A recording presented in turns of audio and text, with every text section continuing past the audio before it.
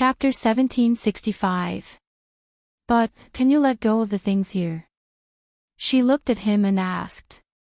No matter how big the empire was, his father would not be able to recover his previous cultivation in a short time. Now, could he really leave? The overall situation has been decided, there is nothing to worry about, and there is nothing I can't let go of. In this big world, the only thing I can't let go of is you. Fengjiu was overjoyed when she heard this, and the smile on her face couldn't be concealed, but she said, what is there to not let go of? Even if I am not by your side, I am very assured of you, I am not afraid of you messing around. Xianyuanmos glanced at her and said, that is because you know that I don't get close to women. Don't get close to women. She playfully took a step back and looked at him from head to toe, her face full of ridicule. You really don't get close to women. Who was it that moved his hands while sleeping at night? Who was it that had to hold her while sleeping at night? Who was it that whispered sweet words in her ear? And who was the one who complained about being neglected in a low voice by her ear? Looking at her playful expression and the mischievous smile on her lips, Xianyuanmos knew what she was thinking. His cold face was a little uncomfortable. He glanced at Ying Yi and Ling Shuang, who were a few meters behind him, and waved his hand to signal them to leave.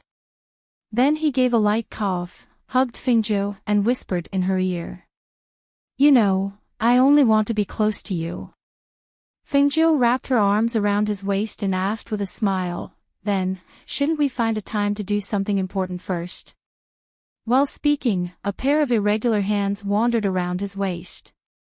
Feeling the body of the person beside her stiffen, she couldn't help but curl her lips into a smile. Something important. Xianyuanmos' heart skipped a beat, and he grabbed the restless hands on his waist. And, something important. She held back her laughter and nodded. For example. He lowered his head slightly and looked at her with a sly smile on her face. For example, the bridal chamber or something. She looked at a certain someone who was obviously suppressing his restlessness.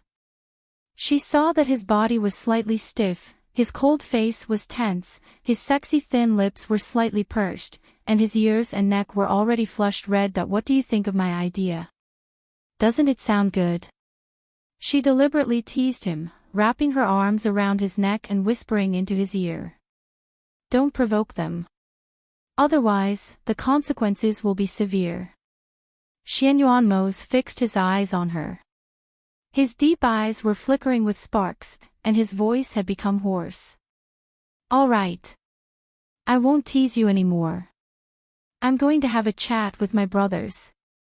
Feng Nine suddenly retreated from his side like a loach. She put her hands behind her back with a smile and stepped back step by step. Like a fairy, she gave him a charming and enchanting smile and said, I'm leaving. Wait for me at night. Seeing her lightly tiptoeing like a fairy and disappearing from his sight in a few seconds, Xianyuanmos' black eyes flashed with a trace of helplessness and pampering. This woman knew that he wouldn't eat her before they got married, so she dared to seduce him again and again. But, wasn't he spoiling her too much by enduring it time and time again? Perhaps, he should find a chance to put her suggestion into practice. Chapter 1766. On the other hand, when Fengjiu found Guan Shilin, he was fighting with Luo Yu and the others in the martial arts field. Surprisingly, the Emperor of Dongyao was also watching from the side. Seeing her, the Emperor of Dongyao was the first to come forward. Master. The Emperor of Dongyao Empire stepped forward and bowed. I was just about to look for you to report this matter to you. Do you have time? Hearing this, she glanced at the people in the martial arts field and said to the Emperor of Dongyao, let's go to the pavilion over there. Then, she turned and walked towards the pavilion. Sitting down in the pavilion, she could see the situation in the martial arts field. After watching for a while, she retracted her gaze and looked at the Emperor of Dongyao. What's the matter? Tell me. It's like this, Master. The other two emperors have already been taken over by us. I want to ask, what's your next plan? Do you want to send someone to take over these two empires? No, you can just take over Dongyao Empire. Everything will go according to your original plan. Fengjiu glanced at him. You haven't taken care of Dongyao yet, right? Since things here have been settled, let's go back first. As she spoke, she moved her hand and handed over a bottle. There's an elixir in here that can help you advance. When you go back, find a suitable opportunity to take it. Seeing this, the Emperor of Dongyao could not help but take it excitedly. Thank you, Master, for the elixir. He knew how powerful her elixir was. To think that the Emperor of Xinyuan, who had his inner core destroyed, could help him step onto the path of immortality again. That elixir was already an elixir. Do well for me and I won't treat you badly, Fengjiu said slowly. Yes, Master, don't worry. I'll do my best for you. As long as it's your command, I won't dare to disobey. He hurriedly said, the hand holding the elixir trembling slightly. If he could advance again, his strength and lifespan would increase again. To him, this was something that he did not even dare to think about before. Fengjiu sat in the pavilion and watched after the king of Dongyao retreated. This place was higher than the martial arts field, so it was easier for him to see their moves clearly. Not long after, Guan Shilin retreated and rushed to the pavilion. Xiaozhou, why are you here? I had nothing to do, so I came over to take a look. She rested her chin on one hand as she spoke. She glanced at the Feng Wei in the training field and then looked at Guan Shilin. Brother, do you have any plans next? Hearing that, Guan Shilin sat down and smiled. I thought I'd tell you in a few days. Since you asked, I'll tell you. He paused, looked at her, and said, I think the matters here are more or less settled. In a few days, I want to leave for the upper reaches of the continent. In a few days. She was slightly surprised. So soon. Yes, there's nothing important here, so I want to go to the upper reaches of the continent and join the mercenary group. Then I'll continue my training. He laughed loudly and said, Xiaozhou, you've become stronger, so I have to become stronger too. If you need my help in the future, I'll be able to stand up and help you. There's no better training than joining the mercenary group. Chapter 1767. Since you've already made up your mind, the only thing I can do is to give you some pills for self-defense. She took out 7 or 8 bottles of pills.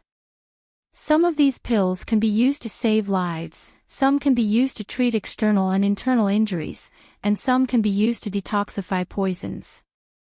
Take them. So many. Guan Shilin was stunned, then he smiled and said, Xiaozhou, I know you don't lack pills, but it's not good for you to give me so many pills all at once, is it?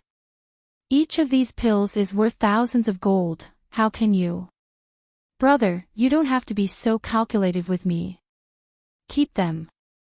Otherwise, I won't be at ease. She stuffed the pills into his hands. Keep them, keep them. Seeing this, Guan Shilin could only keep the pills. After a while, he asked, what about you? When do you plan to go there? Are you going to look for that force? He looked at her with some worry and said, although you've already reached the peak of the Sage Immortal stage, there are still many experts there. Moreover, the force you're going to deal with definitely won't be lacking in Sage Immortals. I hope you can hide there first and don't attract too much attention. Don't worry, I know. She felt warmth in her heart, knowing that he was worried about her. However, Guan Shilin rolled his eyes rudely and said, you know? How would you know? Your appearance is too eye-catching. Even if you go there, there are very few people who can find someone with your appearance. Moreover, you're always dressed in red. As long as someone does a little research, they'll be able to find out where you came from.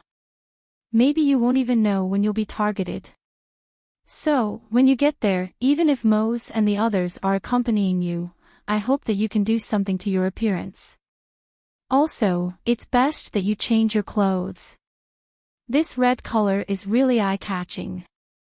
He reminded her worriedly, as if he was her mother, and reminded her again and again. Yes, yes, I'll remember. Fengjiu smiled and nodded in response. As if remembering something, Guan Shilin asked, by the way, are Grandpa and the others planning to go back?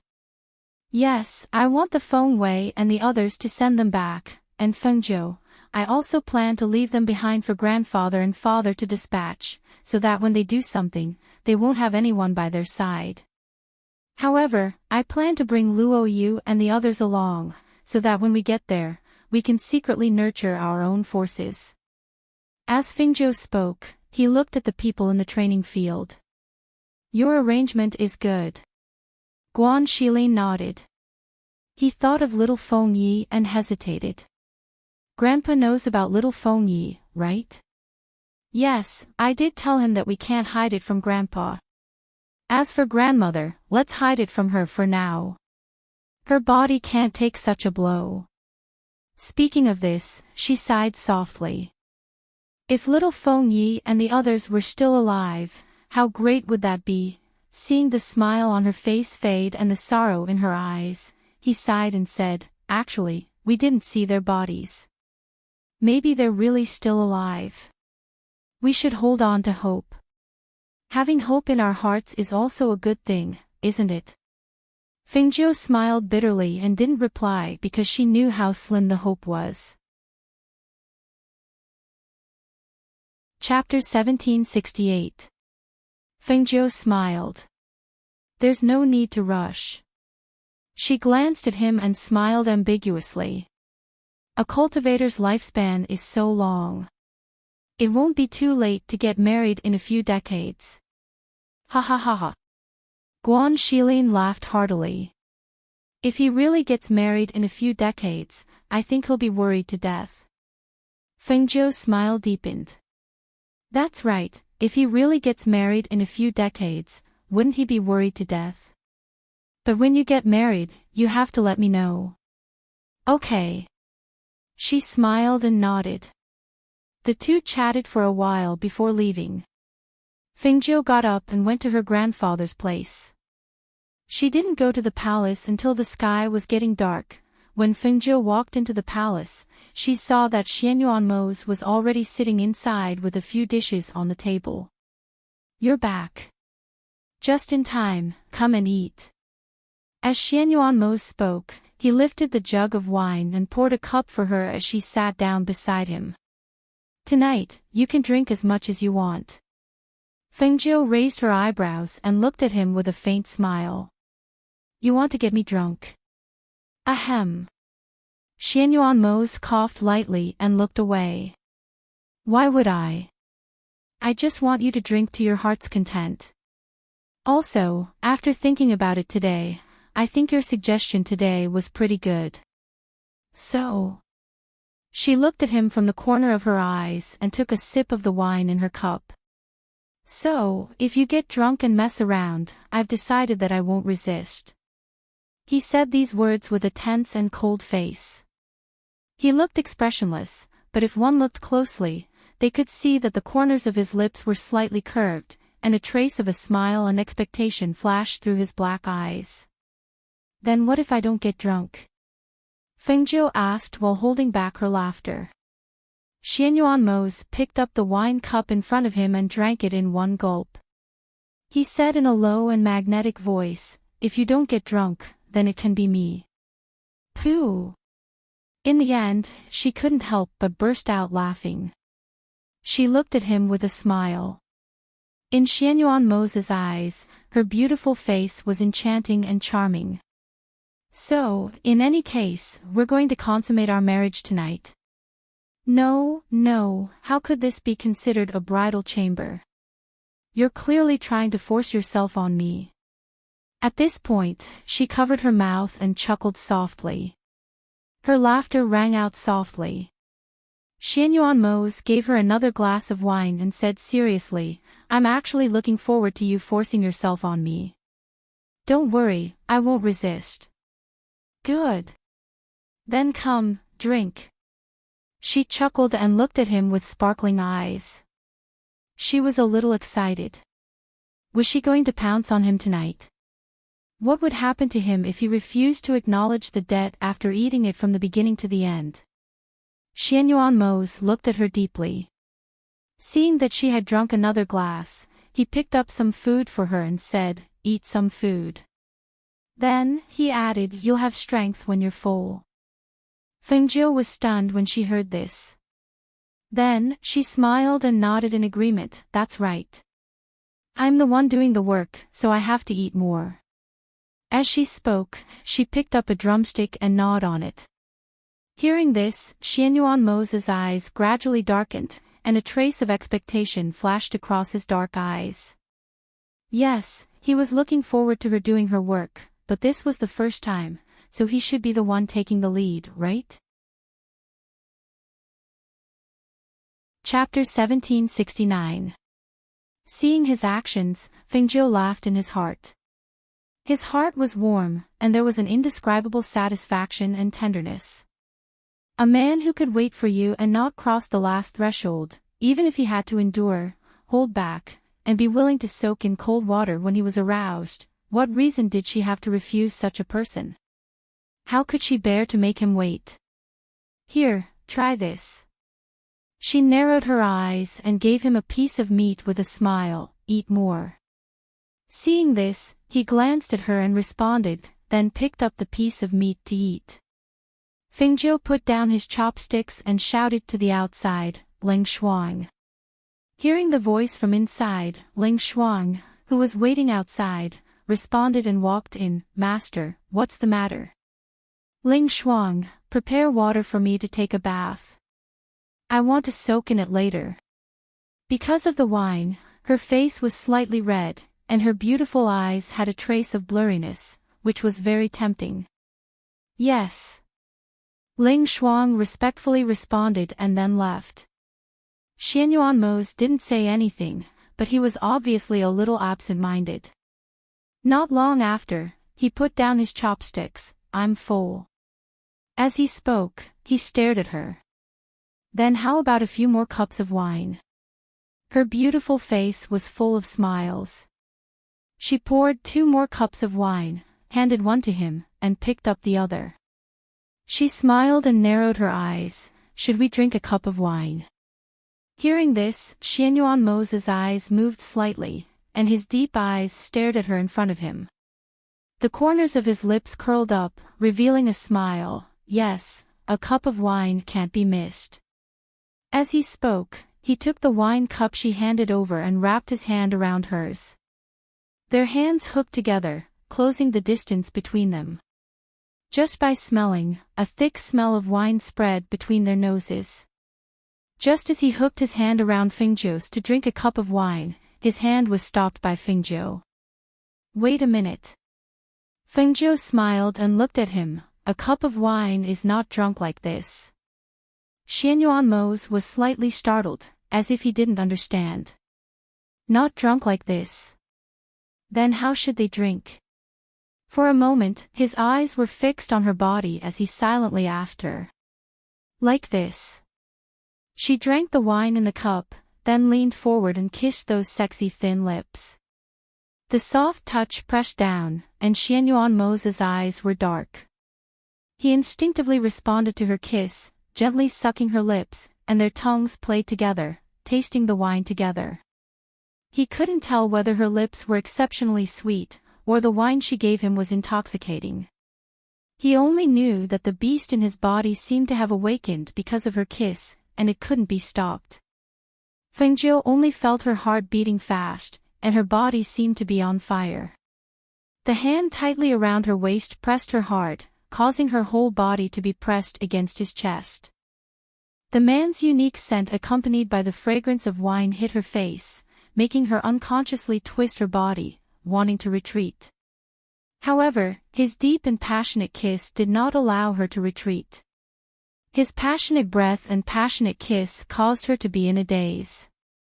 She only felt her mind go blank, and her body weakly lay in his embrace, lightly gasping for breath, allowing him to do whatever he wanted to her. Chapter 1770. His gaze moved away from her mesmerized eyes and landed on her slightly opened lips that were slightly panting. Looking at those tender lips that were slightly red and swollen from the passionate kiss, as if inviting him to taste them again, his eyes darkened. He raised his hand that was holding the wine cup and poured the wine into his mouth. Once again, he bent down and sucked on those tender and juicy red lips.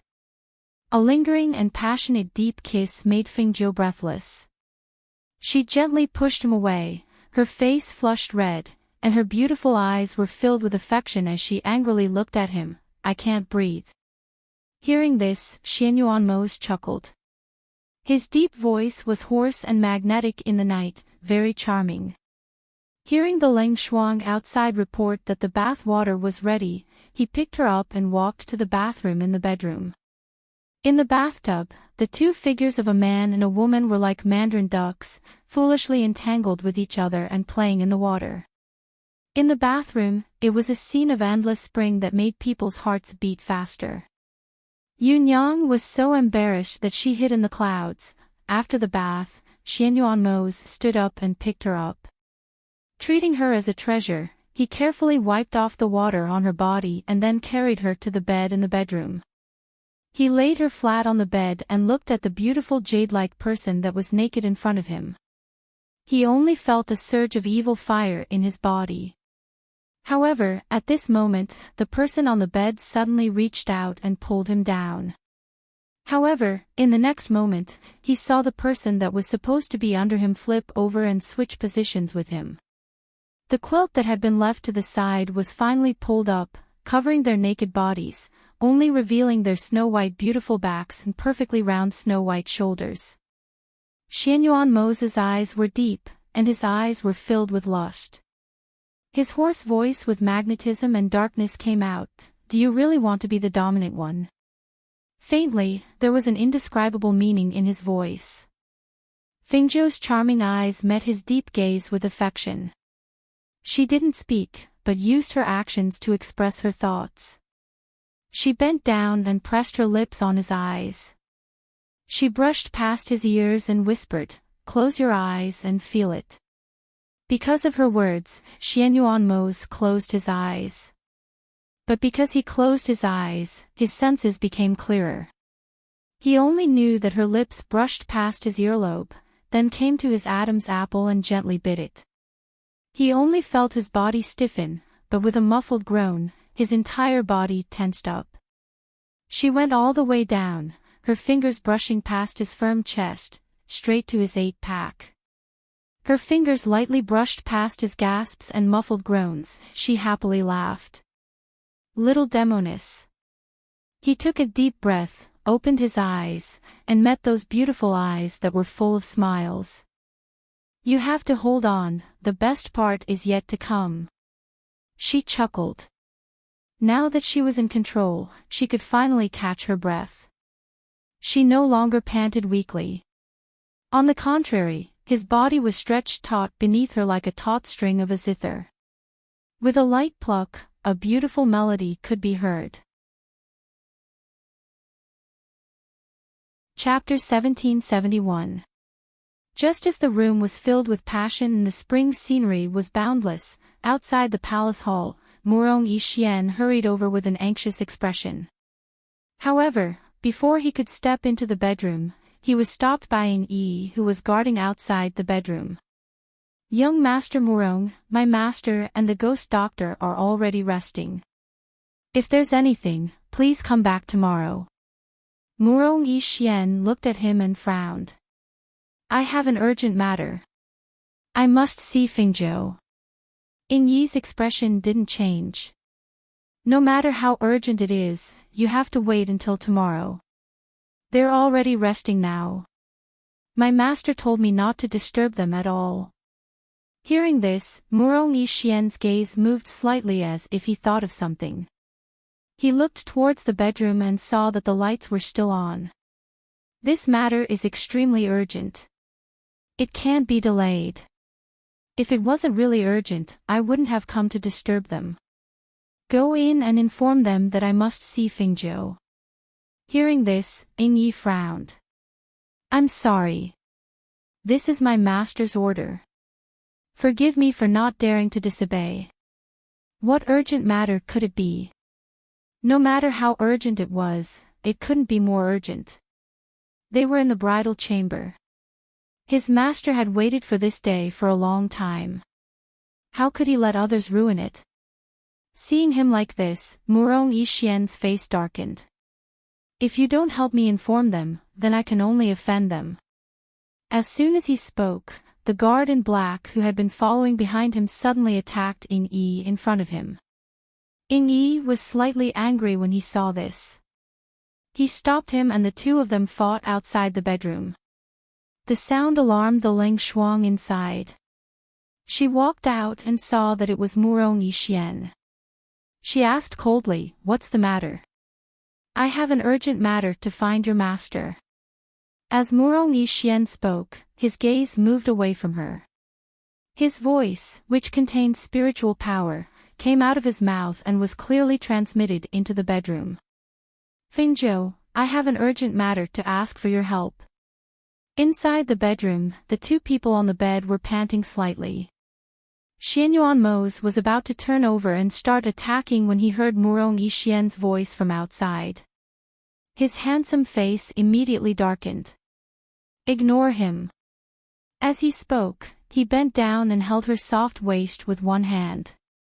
When Fingzhou heard Murong Yixian's voice, he was also stunned. Especially when he saw Xianyuan Mose's dark expression, he couldn't help but laugh. It seemed that every time they tried to do something intimate, someone would interrupt them.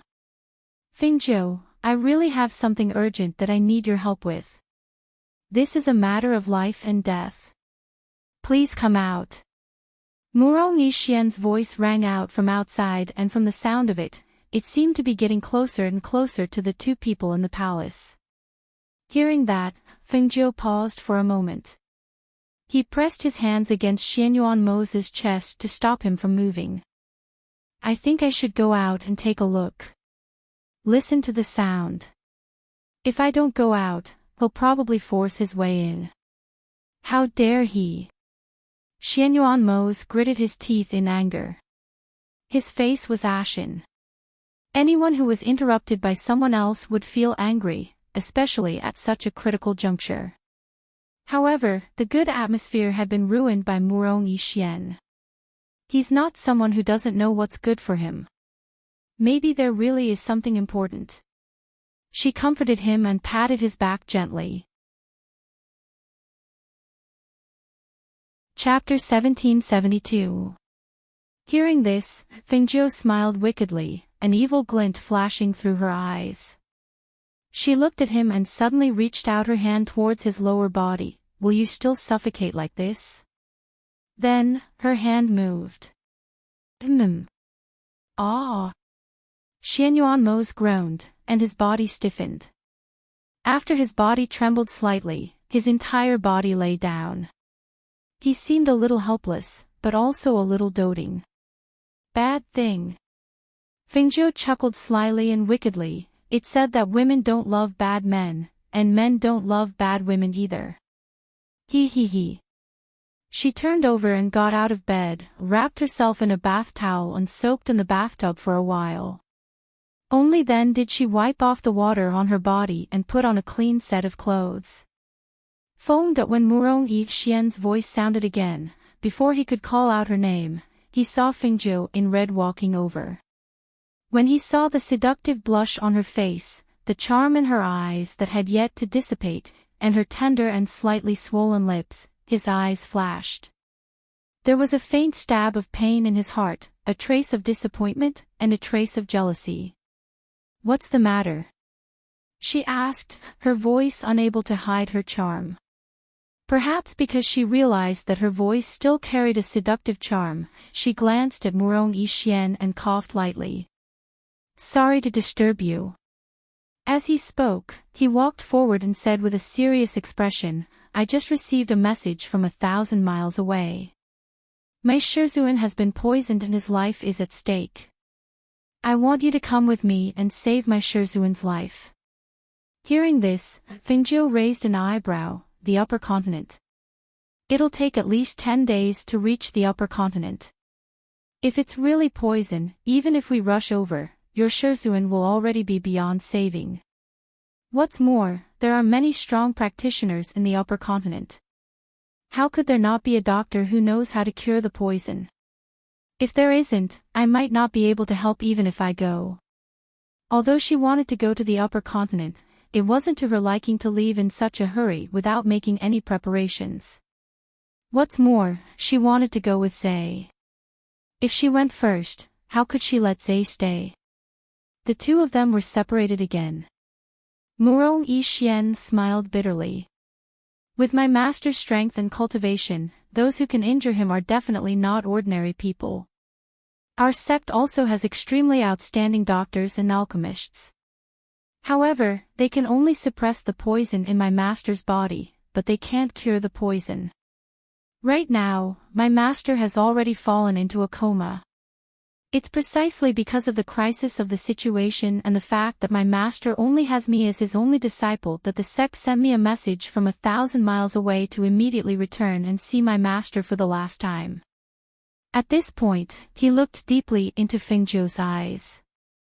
Lifting his robes, he knelt down and said, Fengjiu, I know this request is difficult for you, but I owe my master a great debt of gratitude. I can't give up when there's a chance.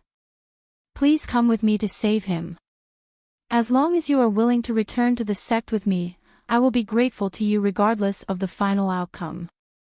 He knew that Fengjiu could definitely cure the poison that others couldn't. What was even rarer was that she was here right now. As long as he agreed, his master would definitely be saved. Fengjiu looked at Murong Yixian who was kneeling in front of her and was momentarily stunned. Even when she wanted to kill his father, he didn't beg her like this. It seemed that his Shurzuan was really important to him, so important that he didn't hesitate to kneel down and beg her. Chapter 1773. Hearing this, Murong Yixian's eyes lit up. She had agreed to it. He immediately said, I have it. My master once gave me a teleportation scroll that can directly transport me back to the sect. If I use the teleportation scroll, I can reach the sect's teleportation array in about 2 hours. Get up. As she spoke, she looked at him and said, You saved my grandfather and grandmother. This time, I'll repay you for saving your master. As she spoke, she looked at the sky and continued, Go to the front and wait for me. I'll go with you after I've arranged things. All right. He replied. He stood up, turned around, and walked out. Ying Yi and the black-clothed guard outside stopped when Fengjiu came out. After Murong Yixian and the others left, Ying Yi hurriedly stepped forward, Ghost Doctor, are you really going with him? Amen, he saved my grandfather and grandmother and asked me for help like this. How can I not go? As she spoke, she looked at Ling Shuang, help me call Luo Yu and Du Fan to the front, as well as my brother, grandfather and grandmother. I have something to say to them. After she instructed, she turned around. As she turned around, she saw that Xianyuan Mose was already dressed and standing by the door. His expression was still not good and his face was tense. He had obviously heard everything just now. She walked forward and held his hand, You heard everything. Amen, he replied, looked at her in front of him and only instructed, Be careful when you get there. Don't be too flamboyant when you do things. Keep a low profile and don't attract attention. He didn't stop her from going. Firstly, she had already made up her mind. Secondly, Murong Yixian had saved her grandfather and grandmother. Now, he was kneeling and begging. Just a few days ago, she said that if he needed help in the future, she would definitely help. If she didn't go, this might become her inner demon in the future. Although they hadn't been together for long and he was reluctant to see her leave again, he already knew that she wasn't an ordinary woman. Naturally, she couldn't be compared to ordinary women. From a long time ago, he knew that if she could do many things, she wouldn't rely on others. Right now, the only thing he was worried about was whether she would be safe over there. Hearing this, Fengjiu smiled and reached out to hug his waist. I know. Don't worry, I'll miss you when I get there. When you're done here, come and find me. I'll wait for you over there. He gently caressed her face and planted a kiss on her forehead. Let's go. I'll accompany you to the front. Fengjiu was led by him to the front of the palace. In the palace, Du Fan, Guan Shilin, and the others were already there. Even her grandfather and grandmother were there, so she told them about what had happened. That's right, so I'll go with Murong Yixian first to see if his master's poison can be cured. Feng Sanyuan nodded, don't worry and go. Don't worry about us, we will bring the Phoenix Guards to meet up with your father. As for Du Fan and Luo Yu, they can go with Shilin in a few days. Chapter 1774. All right, thank you, Fengjiu nodded and replied with a smile. Looking at his pale face, she asked with concern, are you really all right? Do you need me to take a look at you? Or perhaps, take some medicine? No need, Mo Chen shook his head. He knew his own body well. He had only suffered internal injuries from the backlash and would be fine after some time. Seeing this, Fengjiu didn't say anything else. After she gave some instructions to the Phoenix Guards, she spoke with her grandfather and grandmother for a while. Finally, she said to Leng Shuang and Leng Hua, you don't have to follow me. When the time comes, come with Du Fan and the others. Hearing this, Feng Sanyuan was a little worried, don't you plan to bring 1 or 2 people with you? If you go there alone, won't it be? It's fine, grandfather. Fengjiu smiled and said, Murong Yixian's transportation array leads to his sect. It's not convenient for me to bring too many people with me. Moreover, it's more convenient for me to do anything alone. Let Leng Shuang and the others go with Du Fan and the others. That way, we can take care of each other. All right then. However, you must promise grandfather to be careful. You mustn't stand out too much, Feng Sanyuan said worriedly. I know, she replied with a smile. She smiled and responded. Then, she glanced at the crowd and said, his master's situation is urgent. I'll take my leave first. Thus, everyone sent her out. When she arrived outside, Murong Yixian was already waiting there. Zay, I'm leaving. I'll wait for you over there, Fengjiu looked at him and said. Go. Be careful. As Xianyuan Mo spoke, he gently stroked her hair. Fengjiu turned and walked towards Murong Yixian, stopping beside him. As for Murong Yixian, he cupped his hands and bowed to everyone. Then, he took out a teleportation scroll. With a flash of light, a teleportation circle with surging spiritual energy appeared on the ground. In the next moment, the 3 people in the teleportation circle shot out and disappeared with a whoosh. Seeing the worry on his grandfather's face, Guan Shilin said, Grandpa, don't worry. Fire Phoenix and Old White are with Xiaojiu. She'll be fine. She can take care of herself.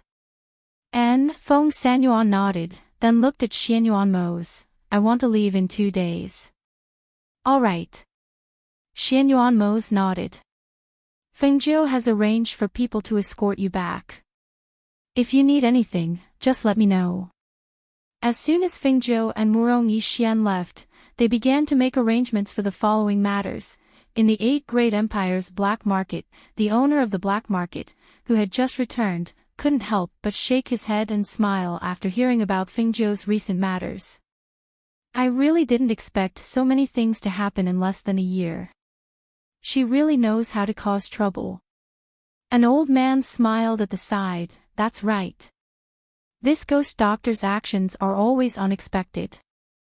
She came to the black market to ask to see Master, but Master hasn't returned yet.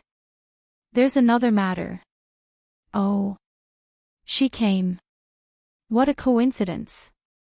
I also wanted to see her in person. Unfortunately, I didn't have the chance. The owner of the black market chuckled and asked, "What's the other matter?" Chapter 1775. Take away her black token. The owner of the black market sneered. Who has the guts to do that? Chop off his hand. He paused and said with a displeased expression, the branches have to be reorganized. They really don't have any rules. Yes. The old man lowered his eyes and did not dare to speak again. After a while, the owner of the black market asked again, where is this Fingzhou now? She should be in the Xianyuan palace.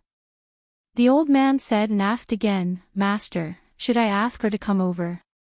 Forget it, there will be a chance to meet her in the future. He waved his hand, indicating for the old man to leave. The old man bowed and left. After the old man left, the owner of the black market walked to the window and looked out. The sky was misty, the moon was high up in the sky, and the stars in the night sky were shining brightly, on the other side, in the upper reaches of the Huaxian sect.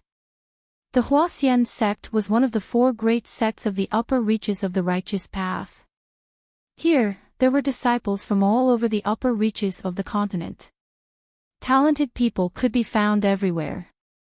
The disciples of the various clans in the upper reaches of the continent were proud of being able to enter the four great immortal sects. One reason was because they were backed by the great sections. Another reason was because they were all outstanding experts. The disciples of the four great immortal sects, no matter where they were definitely more outstanding than others.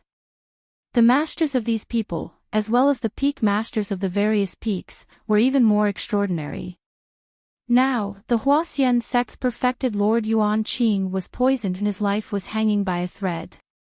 Even if the Huaxian sect wanted to cover this up, they could not stop the news from spreading. Almost as soon as the news spread, some people felt pity, some sighed, and some secretly rejoiced. Each of those perfected lords was like Mount Tai of the sect. If one of them died, it would be a huge blow to the Huaxian sect. According to what they knew, this perfected Lord Yuan Qing did not have many disciples like the others. He only had one disciple called Murongixuan. That night, on one of the main peaks of the Huaxian sect, the various peak masters and sect masters of the sect were gathered. Their faces were solemn, causing the atmosphere in the immortal cave abode to be oppressive. Did you inform the disciple of perfected Lord Yuan Qing? The sect master looked at everyone and asked. We notified them 4 hours ago, but they haven't returned yet. Someone replied. Why hasn't Murong Yixian returned yet? The sect's teleportation array would take at most an hour to reach there. How ridiculous. A true monarch who was on good terms with true monarch Yuan Qing said with a dark expression. What's funny is that the crazy old man actually said that he won't die. The black-faced true monarch snorted heavily.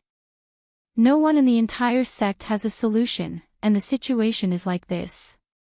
I want to see if everything will be fine when the time comes. Otherwise, I will definitely smash his reputation.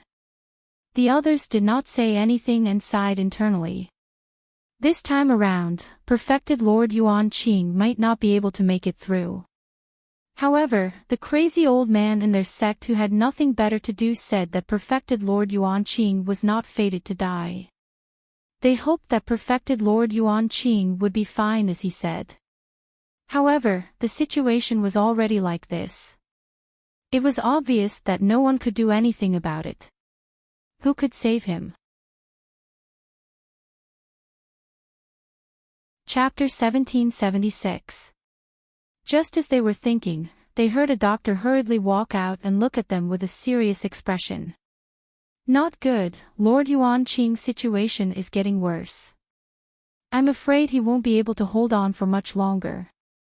Hearing this, all the peak masters couldn't sit still and walked inside. At this place, at the sex transportation array, a ray of light flashed and Fengzhou, Murong Yixian and the black-clothed guard appeared in the array. Senior brother Murong. You're finally back. Quickly go and see Lord Yuanqing. He's about to die. The disciple who was ordered to guard the transportation array hurriedly said when he saw him.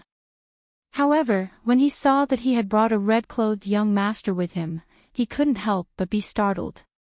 When Murong Yishuan heard this, he immediately grabbed Feng Zhou's hand, who was looking around, and brought her to the main peak on his sword. When Feng Zhou saw this, she glanced at him and withdrew her hand. Murong Yixian reacted and looked at her apologetically. Sorry, I was just too worried. She responded. Looking at the mountain peak that was covered in clouds and mist, she couldn't help but praise in her heart when she saw the spiritual aura that was denser than that of the 8 great empires. It was indeed a good place. On one of the mountain peaks of Huaxian sect, an old man dressed in gray was drinking wine.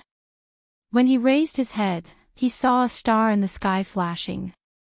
He chuckled and muttered, "It's here. The Phoenix Star is here." When they reached the main peak, Murong Yixian went straight to the cave. Master. He quickly rushed inside. When everyone heard his voice, they looked back and saw him coming in. They opened up a path for him to reach the bed inside. Master. When he saw that his master on the bed was covered in a dark purple color, Murong Yixian's heart trembled and he hurriedly turned around to look for Fengzhou. No need to look for me. I'm here. Fengzhou, who had appeared at the head of the bed, said without raising her head. She looked at the old man lying on the bed and was a little surprised. However, when everyone looked at the young man who had suddenly appeared and was wearing a red robe, it was obvious that he wasn't a member of their sect. Furthermore, he had somehow squeezed his way to stand in front of them at the head of the bed. The peak masters couldn't help but look at each other. Who was this young man? Why did he suddenly appear?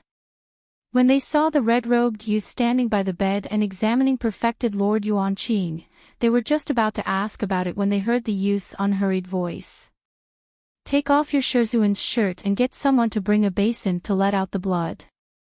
Fengzhou took out a silver needle from his space and ordered while disinfecting it with fire. Black Wind, fetch me a basin of water. Murong Yixian shouted to the outside. Without another word, he untied his master's shirt. When he saw the dark purple handprint on his master's chest, his heart couldn't help but sink. The black-robed guard outside quickly brought the basin of water and placed it to the side. Then, he silently retreated. When the sect master and the peak masters saw that Fengzhou had taken out a silver needle and was about to insert it, one of them immediately shouted, "Wait a moment." But who would have thought that after he shouted, the red-robed youth didn't even pause.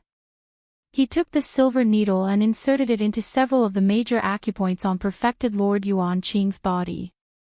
The sect master glared at him and was a little angry. He was about to step forward when he was stopped by Murong Yixian. Chapter 1777.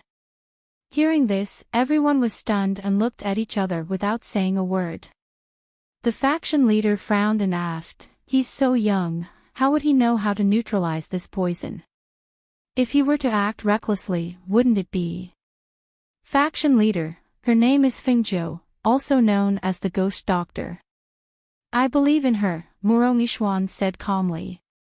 Seeing that he had said so, the faction leader did not stop him and only nodded, "All right then." The faction's doctors and pill masters had all said that there was no hope for Lord Yuanqing, but he still held on to a glimmer of hope. This kid looks to be around 20 years old. Does he really have the ability? The black-faced and short-tempered peak master said. It was not that he did not have hope, but the person Murong had found did not seem very reliable. At this moment, no one knew Fengzhou's identity, nor had they heard of Fengzhou's name or the ghost doctor. After all, the upper and lower continents were separated by a great distance. Furthermore, the people from the upper continents would not pay attention to the people from the lower continents. Naturally, they would not know who Fengzhou was.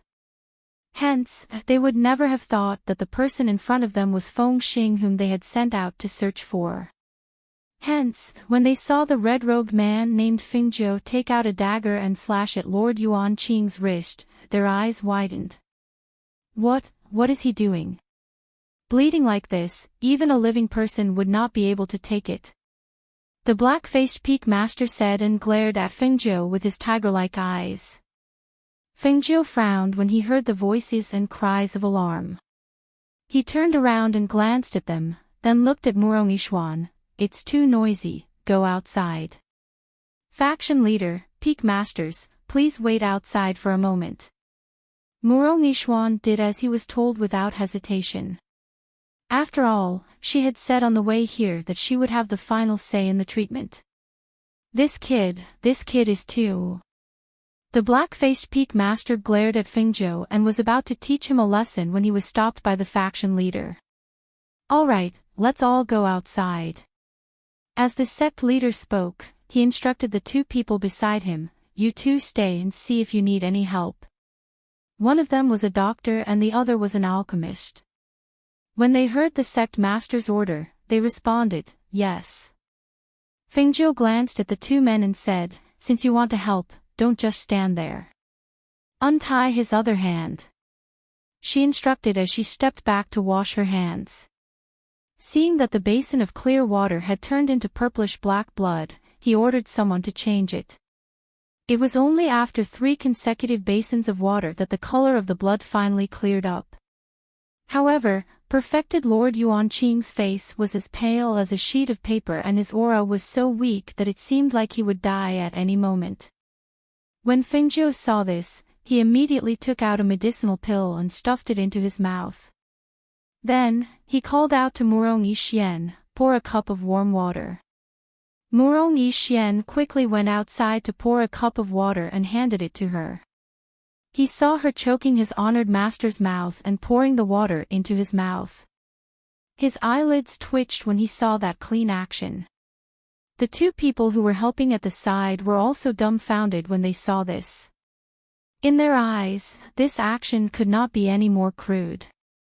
However, when they saw that perfected Lord Yuan Qing's disciple did not say anything, they did not say anything either. After all, in their eyes, this red-robed youth still had some skills. Chapter 1778. What kind of elixir was that?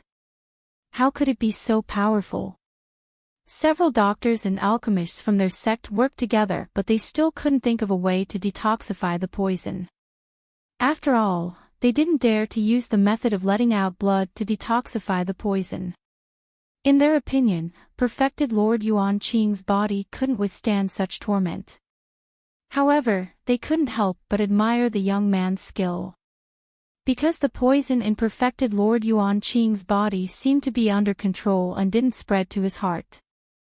The purplish-black palm print on his chest seemed to have faded a little and his breathing stabilized. His breathing wasn't as weak as before. When they saw the young man take out a knife and tweezers, and was about to make a move on the wound that they had already bandaged, they couldn't help but remind him, we have already treated this wound, and the hidden weapon inside has already been removed. Fengzhou didn't pay attention to the two of them. It would be a waste of energy to say anything more. The wound was red, swollen, hot and black. Was it already treated? She didn't seem to think so. Therefore, the two of them watched as the young man in red cut opened the wound and removed the rotten flesh on the outside. He opened the wound wider and deeper until the bone inside was exposed. When they saw the black bone, the two of them were shocked and looked at each other in disbelief. Their lips moved but they couldn't say a word for a long time. They thought that they had already dealt with the hidden weapon after removing it, but they didn't expect that the poison had already seeped into the bone.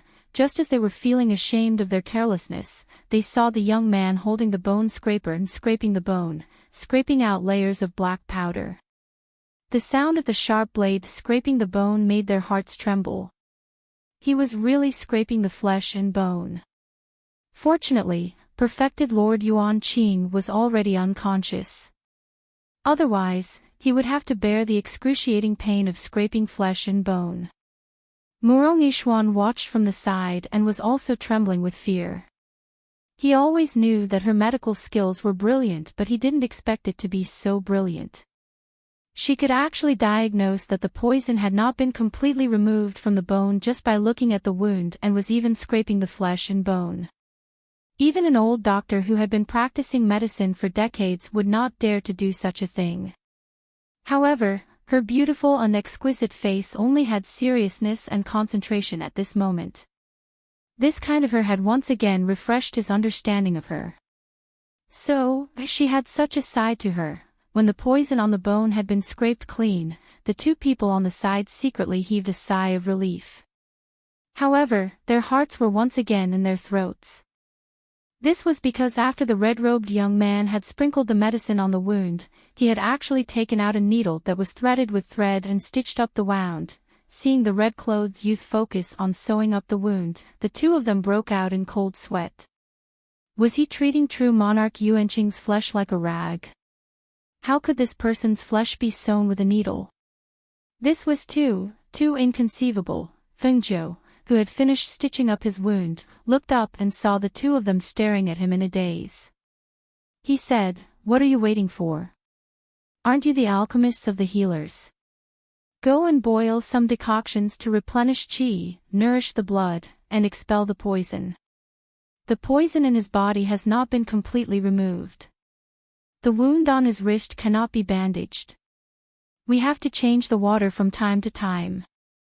At the same time, give him some decoctions to replenish qi, nourish the blood, and expel the poison."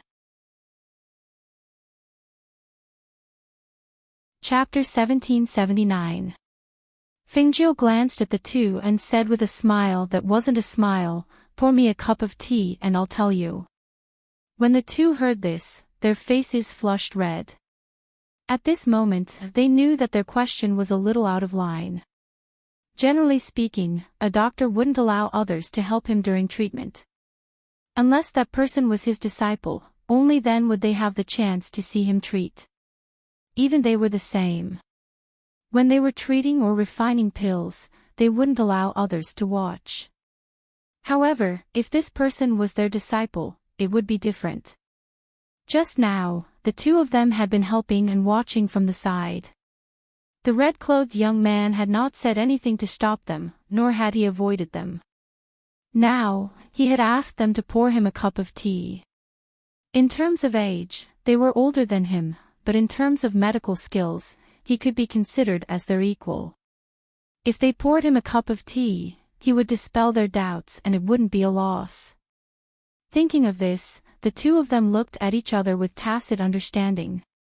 Then, the two of them turned around and walked outside. One of them held a teacup while the other held a teapot. Under the astonished gazes of all the peak masters and sect masters, they walked in front of Fengzhou and poured him a cup of tea. "Would young Master Feng please dispel our doubts?" Murong Yishuan was slightly surprised when he saw this, but he also felt relieved. Fengzhou's medical skills were superb and he was known as the ghost doctor. These two from Huaxian's sect were also straightforward people. If there was something they didn't understand, they would naturally ask. Outside, everyone who heard the commotion inside couldn't hide their curiosity and peeked inside. When they saw the two of them pouring tea for the red-clothed young man, they were even more dumbfounded. Then, the red-clothed young man sat down after washing his hands. His expression was natural and calm as he took a sip of the tea and said, "He lost so much blood that the water in his body would naturally be lost. Although the effects of pills are fast, it's hard to replenish the water lost in his body. Therefore, after stabilizing his aura, the effects of the decoction would naturally be better than the pills. Hearing this, the two of them were enlightened and immediately understood. So that's how it was. One of them was a doctor while the other was an alchemist, yet they didn't think of this point. Then how can the flesh be sewn with needle and thread? Will there be any adverse effects? The doctor asked again. Feng Jiu was a little thirsty and finished a cup of tea. She gestured for another cup and then said, suturing the wound with needle and thread can make the wound heal as soon as possible. It's faster than letting the wound heal naturally, and you don't have to worry about infection and swelling. As long as the stitches are removed in a few days, there won't be any bad effects. I'll get someone to brew some medicine first. As the doctor spoke, he nodded slightly at Feng Jiu before turning to leave. Perhaps it was because they had seen Feng X's treatment skills, but the way they looked at him was a little different. Only then did the people outside walk in. They looked at Feng Jiu in a different light. However, they did not say anything. They only glanced at perfected Lord Yuan Qing who was lying on the bed. They were all powerful cultivators. With a glance, they naturally knew that true Lord Yuan Qing's aura was much more stable than before. They all felt that it was inconceivable. The red-clothed young man's medical skills were truly brilliant. He was still able to save him in such a state. Chapter 1780. Only half of it has been cured, not completely. Feng Jiu looked at the person on the bed and said, not only was he poisoned, he also has internal injuries. If the poison is not cured, the internal injuries cannot be treated. Now, we can only save his life so that he won't die. If he wants to be out of danger, he needs to completely cure the internal injuries and then he will be fine. She paused and looked at the sect leader. Moreover, to cure the poison, I still lack the medicine. The sect master heaved a sigh of relief when he heard that. It seemed like perfected Lord Yuan Qing's life was saved. He smiled and said, you don't have to worry about the spiritual herbs. We have them in the Huaxian sect. If you need anything, I'll get someone to send it to you. Seeing this, Feng Jiu looked at Murong Yixian. Do you have a pen and paper? Yes. He took out a set from the space and placed it on the table in front of her. She immediately wrote down 20 to 30 spiritual medicines and handed it to the sect leader. The spiritual medicines I need are all here. The age is also marked. You must send it over according to the marked age. The sect leader took a look and was stunned. The spiritual medicines on the list were not precious, but they had to be more than 500 years old. There were even a few that were rarer. Hence, he looked at the young man in red and asked, when do you need these? Do you want them to be boiled into soup? Or refined into pills? Do you need help from my sect? Does your sect have an alchemist who can refine 6th-grade pills into rare-grade pills? Feng Jiu asked calmly. The sect leader was stunned. 6th-grade pills and rare-grade pills? How was this possible? Their sect had alchemists who could refine 6th-grade pills, but there was no guarantee that the finished product would be rare grade. Perhaps you have an alchemist who can concoct the best antidote? She asked again. Hearing this, the sect leader did not speak, but the peak leaders could not help but ask, can you? For the same spiritual medicine, can't you just refine the antidote? Feng Jiu smiled and shook his head. Your Excellency is not an alchemist, nor a doctor, nor a pharmacist, so naturally you don't understand these things. Since he didn't understand, it was pointless for her to tell him. She stood up and said to the sect master, prepare the medicine on the list and send it over tomorrow. It's getting late, everyone, let's go back and rest. Sovereign, peak masters, let me send you off. As Murong Yixian spoke, he gestured for everyone to leave. Seeing this, everyone turned around and walked out. When they were outside, the master said to Murong Yixian, "Arrange a place for the ghost doctor to rest. See if he needs anything." "Yes, I will." Murong Yixian nodded in response. After sending everyone off, he returned to the cave and saw Fingzhou walking around inside, pointing at one of the rooms. "I don't think anyone lives here, so I'll stay here tonight. I'll be close to your Shizhuan, and I'll be the first to know if anything happens to him." Hearing this, Murong Yixian glanced at the room and said, "This is the room my Shizhuan usually uses to entertain his friends.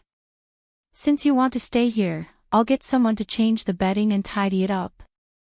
You can sit here first." "Alright, just tidy it up a little will do." As she spoke, she walked to the side and sat down. Chapter 1781.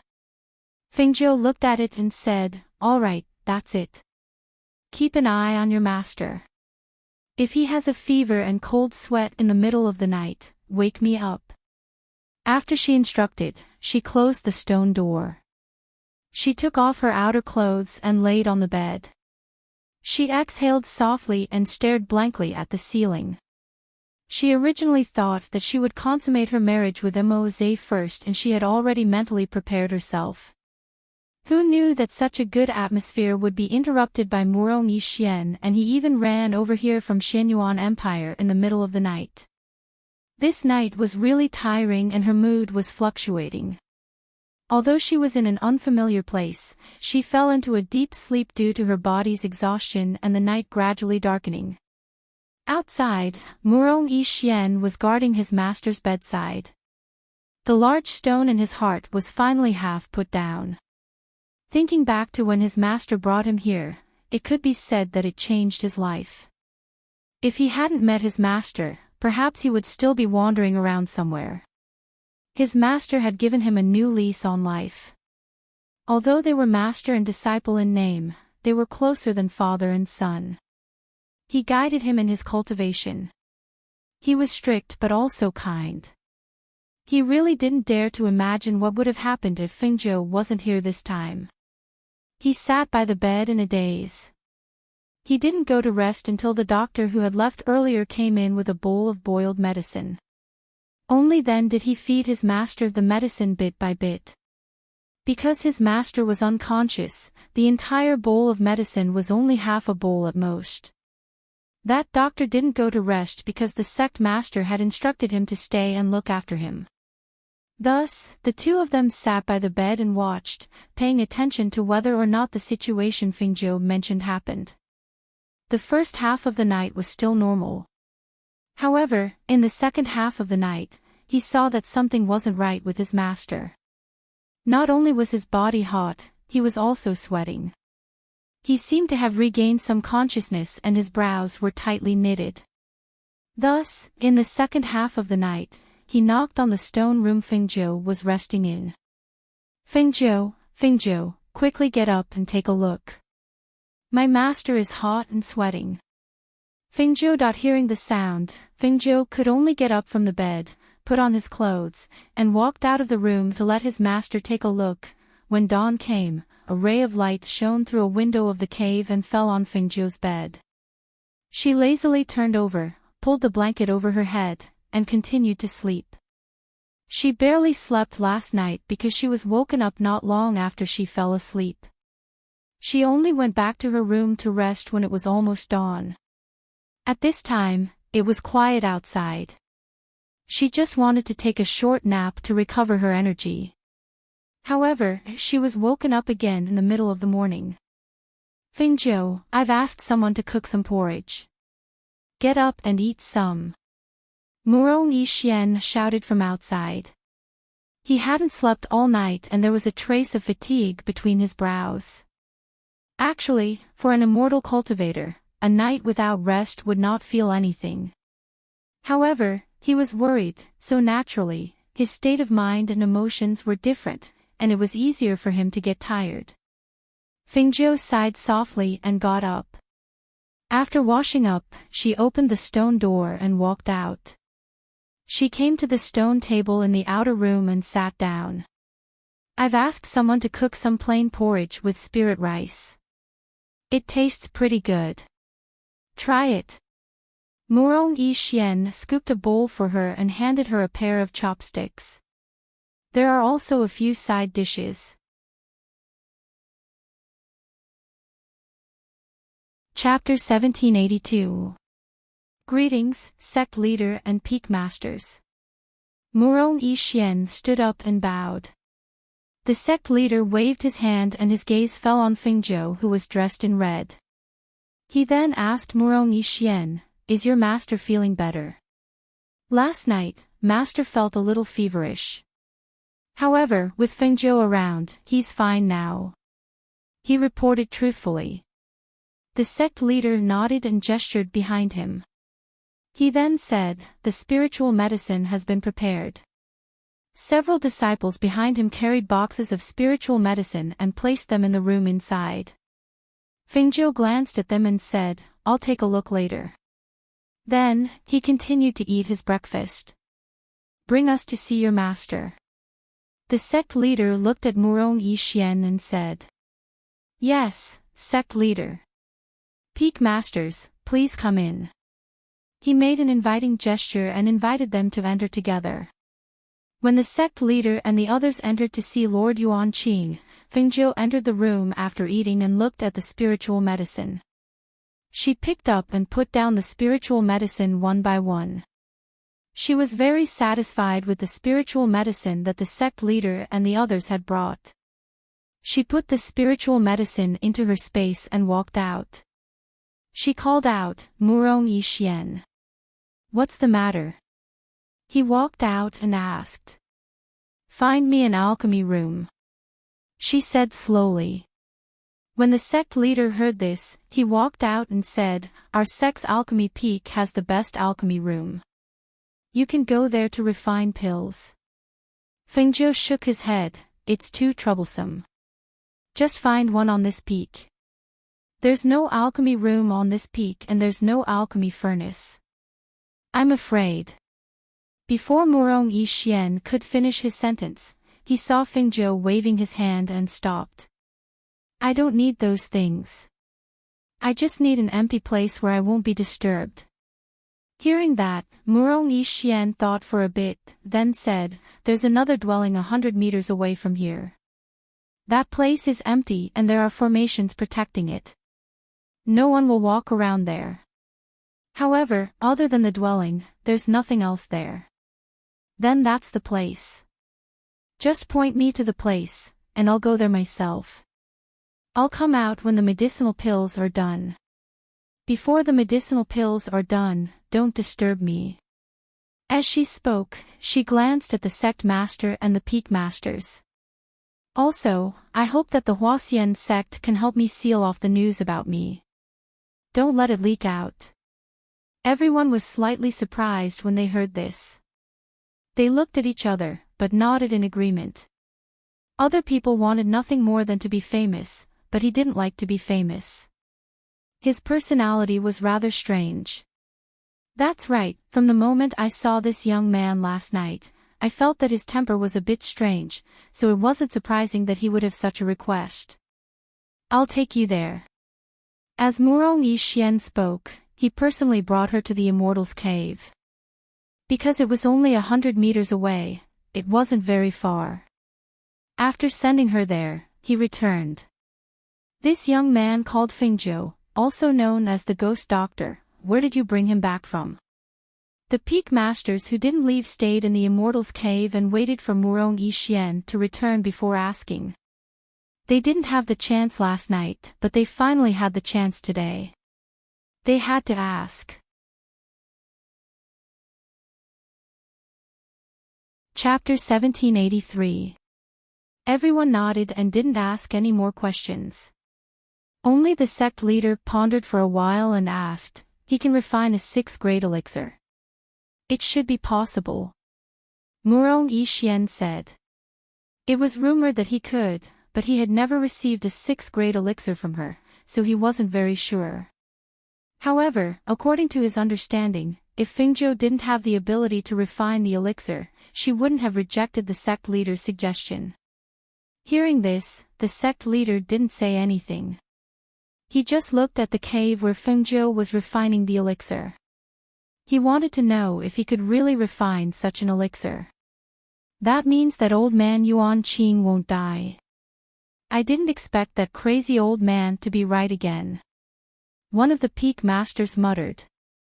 It was only then that the crowd recalled that when perfected Lord Yuan Qing was in trouble and they were all worried, the crazy old man from their sect seemed to have been saying something about not being able to die. Originally, everyone didn't take his words seriously. After all, 8 out of 10 times, that crazy old man was wrong. They didn't expect him to be right this time. Perfected Lord Yuan Qing's life wasn't meant to end. He was saved by a benefactor. However, they didn't know who this red-robed young man was. Even they couldn't do anything about it, but he didn't need to waste any effort and was confident that he could cure half of the poison easily. They couldn't help but admire him. All right, let's disperse. Seal the news here and don't spread it out. Especially before perfected Lord Yuan Qing is out of danger, everything must be kept a secret. The sect leader instructed before turning to leave. After everyone agreed, they left one after another. On the other side, after Fengzhou entered the cave, she started refining the elixir. Although she entered the cave, she didn't want to cause any commotion. After entering the cave, she activated the formation and went into her space to refine the elixir. While the people of the Huaxian sect thought that it would take at least a few days or even longer for the pills to be refined, the peak leaders of the various peaks and sect leaders were all staring at the sky. They were thinking that if this level 6 pill was refined, the sky would definitely change color, and the clouds would surge and lightning would flash. Therefore, they didn't need to go to perfected Lord Yuan Qing's cave to know whether the red-robed young man had refined the elixir or not. Unexpectedly, in the evening, just as the peak masters and sect masters were paying attention to the sky from time to time, Fengzhou finished refining the pills in the space. After putting the 3 pills into 3 bottles, Fengzhou flashed out of the space. Sect leader, even if that young man can concoct pills, it's impossible for him to do it in a day. I think he'll need at least 3 days. An old man said with a smile to the sect leader, who was looking at the sky from time to time. The young man's origin is mysterious and his temper is strange. However, his abilities are not ordinary. The way he does things is difficult to understand. As the sect leader spoke, he stopped looking at the sky and turned to look at the old man in front of him. He asked, "A while ago, we sent many disciples to secretly search. Didn't they say that there was news of the Star of the Phoenix? Why haven't we seen her yet?" Sigh. Chapter 1784. What news? The sect leader asked. It's like this. There are several rumors about the Phoenix Star. One of them is from the lower reaches of the continent.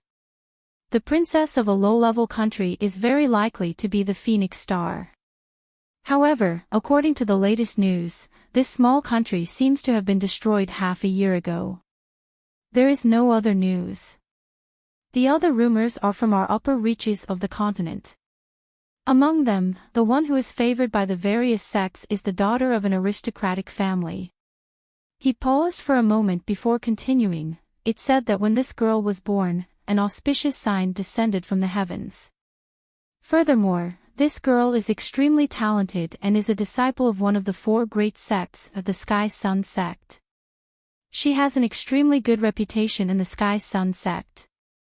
When this news spread, the Sky Sun sect even sent someone to visit Elder Tianji to ask if this was the girl.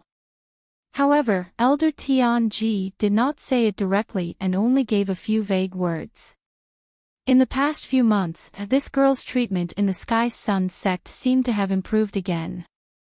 Although the Sky Sun sect did not release the news, some people who received the news guessed that this Feng Xing was very likely this girl.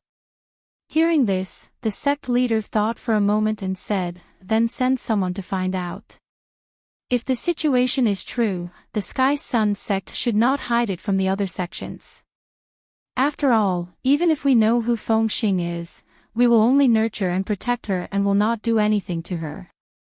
Yes, then I will send someone to the Sky Sun sect tomorrow. As the elder spoke, he was about to leave when he heard a voice from the Jade Token. When he heard the words in the Jade Token, the elder looked at the sect leader in astonishment. Sect leader, we just received news that the red-robed youth had successfully refined the pill. Furthermore, perfected Lord Yuan Qing woke up half an hour after consuming the pill. Hearing this, the sect leader was also astonished, so fast. We didn't see any movement from here. Didn't they say that it was a level 6 pill? How could it be? He instinctively looked towards the sky and saw that it was still calm. He could not help but think to himself, could it be that the youth already had the antidote pill? Otherwise, why would there be no movement from the completion of a level 6 pill? The two of them stood up and left together, ready to see what was going on. In the main peak where Supreme Yuan Qing was, Murong Yishuan was introducing Fengzhou to him. Master, she is Fengzhou. It is all thanks to her that you are safe and sound. Perfected Lord Yuan Qing nodded at Fengzhou and said, thank you. I have heard about you from Yishuan.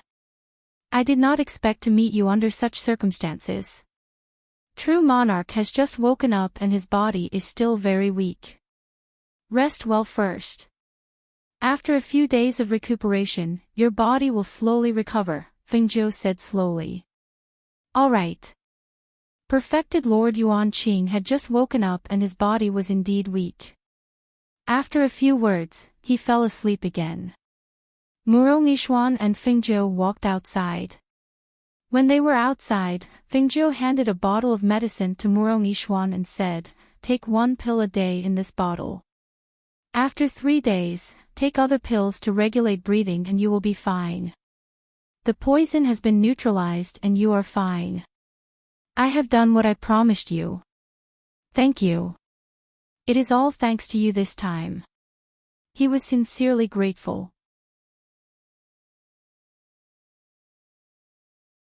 Chapter 1785. She looked at the sky outside. Although it was getting dark and the night was getting darker, it was just right to leave at this time. So, she turned to Murong Yishuan and said, your master has woken up. He has taken the elixir and the poison in his body has been cured. I won't stay any longer and will leave now. Hearing that, Murong Yishuan was slightly surprised, you're leaving. Now? She nodded, and I have nothing to do here anyway. But since I'm here, let's look around first. Hearing that, he was a little worried and said, it's getting late now. Even if you want to leave, you can leave tomorrow. It's dark and difficult to travel at night. You're all alone. How can I let you leave alone? Fengzhou smiled, it's not like I haven't walked at night. All right, let's leave it at that. You can send me out of the sect. I can do it myself when I'm outside. Seeing that she had made up her mind, he sighed softly and didn't say anything more. He just told Hei Feng, the guard in black, to stay by his master's side. Then, he personally sent Fengzhou to the sect's gate. They flew on their swords and the sky gradually darkened. They didn't attract the attention of others in the sect. When Murong Yishuan sent her out of the sect, he asked, where are you going next? Do you have any plans? Fengzhou chuckled and looked at the road ahead, let's look around first. Anyway, this place is so big. It'll be there wherever I go. Then, she turned and said, go back. I'm leaving. Then, she waved her hand and walked forward. Murong Yishuan took a deep look at the leaving figure. That red robe was extremely dazzling even in the night. Looking at her natural confidence, His eyes flashed and a touch of sadness flashed through his eyes. He only said softly, "Be careful on the way." Sometimes, he couldn't help but think that if he didn't recognize the wrong person and if he didn't break off the engagement with her, would there be a different ending? However, every time he interacted with her, he understood that she was Fengzhou, not Feng Qingran. As a Fengzhou, she was proud, confident, and carefree. Even if they hadn't broken off the engagement, as long as he hadn't entered her heart, they would never be a couple. What was Feng Qingran like? In just a few years, he seemed to have forgotten everything in the past. All he remembered was Feng Qingran, who had become a Fengzhou. Perhaps, as Fengzhou said, he loved Feng Qingran, but his love was not deep enough. Otherwise, how could he not recognize whether the person beside him was the one he loved? In this world, there were some feelings that were missed. Even if he wanted to redeem them, he was powerless to do so. He shook his head and smiled. He thought that he had already let go, but he didn't expect that there were still some thoughts in his heart. Gathering his thoughts, he turned around and walked back. At this time, the sect master, the elder, and the peak masters who heard the news had already arrived at the main peak. They saw He Feng guarding the cave, but they didn't see Murong Yixian. They wanted to go in, but they were stopped. Senior Monarch has already fallen asleep. Ghost Doctor ordered us not to disturb him. He Feng said flatly. Is he really awake? Is the poison cured? Where's your master? And that Fengzhou? Why don't we see him? A senior monarch asked. He couldn't see the two people anywhere.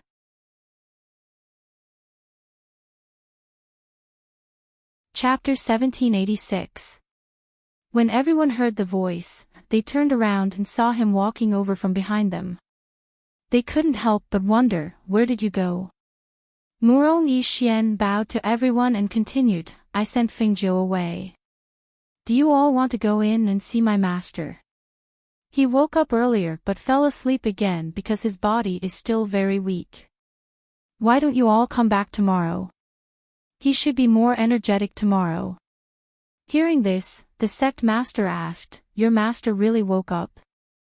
The poison in his body has been cured. Is he all right? He's awake and the poison has been cured. His body is still very weak and he needs to rest for a while to recover. His gaze swept over and saw that the doctor from before wasn't here. He said, I've also let the sect doctor examine him.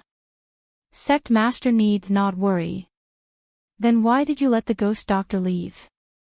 Since his body hasn't recovered, he should have stayed until he recovers. If he left now and something happened, where would we find him?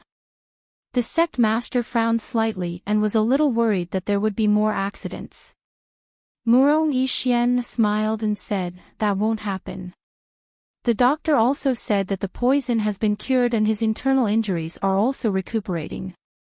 What he lacks now is time to recuperate. Besides, Fengzhou wants to leave so I can't force him to stay. You two come with me to take a look. The rest of you go back first. Don't disturb Lord Yuan Qing's rest. As the sect master spoke, he indicated for Murong Yixian and the old man beside him to go in with him. Wait, old man, let's go in and take a look too. Suddenly, a voice was heard. Everyone was stunned and turned to look. They saw a figure walking over unsteadily. There was a hint of drunkenness on his face and his steps were unsteady.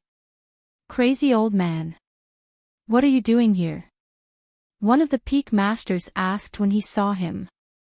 The old man dressed in gray who was walking unsteadily glanced at him and smiled with his eyes narrowed.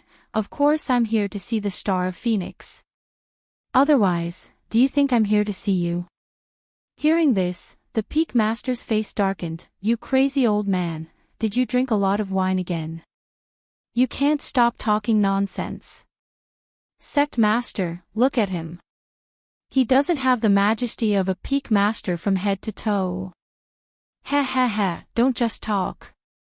Remember to find time to send the 10 jars of spirit wine you lost to me. That old man laughed mischievously and walked over to Murong Yixian's side with swaying steps. What about Star of the Phoenix? Let me see what he looks like. When the sect master heard this, he was slightly startled. When the old man said that he was here to see the Phoenix Star, he was a little startled. Star of the Phoenix. When did their magnificent immortal sect come to the Star of the Phoenix? Wasn't Feng Xing in the Heavenly Sun sect? Just as she was thinking, she heard Murong Yishuan's voice. Fengzhou has already left. I just sent her off. What do you mean? Why don't I understand? The faction leader asked with a frown as his gaze fell on Murong Yixian. Are you stupid? Since she was already here, how could he let her go? From the looks of it, you didn't tell them that the person who saved your master was Feng Xing. Crazy old man glared and burped again. He had originally wanted to see what this star phoenix looked like, but who would have thought that she had left? It was rare for him to get a good look at her, but who would have thought that he would miss her without even seeing her? Thinking of this, he shook his head and turned to leave with a lack of interest. Since she's not here, then forget it. I'll go back and continue drinking.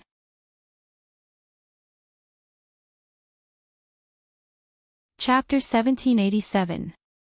He had no intention of hiding it from them. Furthermore, now that the people of the evil sect were plotting against Fengzhou, he hoped that the sect could help Fengzhou at the right time. Murong Yishuan paused for a moment then said, Fengzhou is Feng Xing, what proof do you have? The sect leader asked what everyone wanted to know. Murong Yishuan smiled, Elder Tianji's disciple is very familiar with her. Furthermore, I know that it's her. As for proof, I really don't have it. What he knew, he could not tell them, so he was sure that they might not believe him completely, but he was sure that they would investigate after he told them. Since you know that she's Feng Xing, why did you let her go? Don't you know that some of the evil sect's forces have been stirring recently?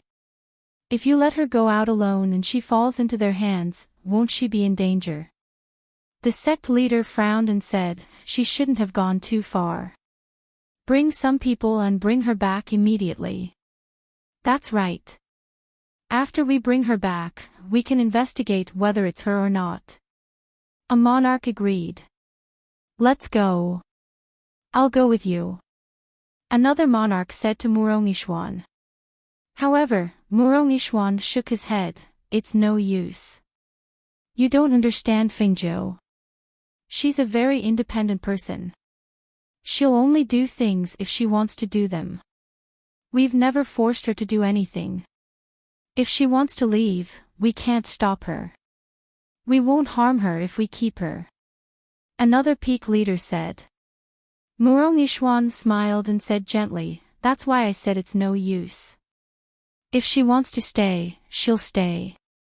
If she doesn't want to stay, even if we have good intentions, she won't stay. Furthermore, even if we chase after her now, we won't be able to find her. They knew too little about Fengzhou's abilities and they didn't understand Fengzhou's character either. That was why they had said such things. If she was the kind of person who was willing to be protected and had no opinions of her own, she wouldn't be Fengzhou. Hearing this, everyone fell silent and didn't know what to say for a moment. In the end, the sect master sighed and said, then let her be. However, we can't spread this news. Ever since the news of the Phoenix Star dominating the world had spread, all the great forces on the mainland have become restless. Some want to kill her while others want to pull her into the evil faction. Even though we've taken precautions, it seems that the situation won't go as we wish. Since that's the case, let her be. Don't worry, sect leader. She's not an ordinary person and won't walk the normal path. You don't have to worry about her. Murong Yixian said warmly. The sect master nodded and gestured for everyone to leave. He and an old man beside him went to visit perfected Lord Yuan Qing before returning to the main peak. As for Fengzhou's side, it was just as Murong Yixian had said. After she had left the Huaxian sect's territory, she took advantage of the darkness of the night to enter the space and changed into a set of green robes. She also changed her appearance slightly. Although she was still dressed as a man, one could no longer tell that she looked the same as before. At this moment, even if Murong Yixian were to stand in front of her, he would not be able to recognize that the person before him was Fengzhou.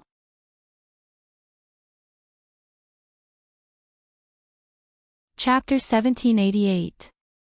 After dressing up, she was very satisfied with her current appearance. She was not in a hurry to go out.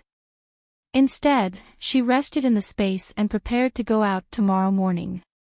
The next morning, the sky was hazy. She came out of the space and walked in the mountain forest.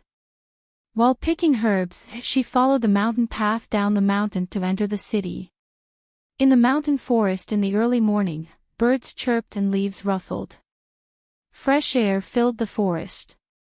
Her steps were light and she hummed a little tune.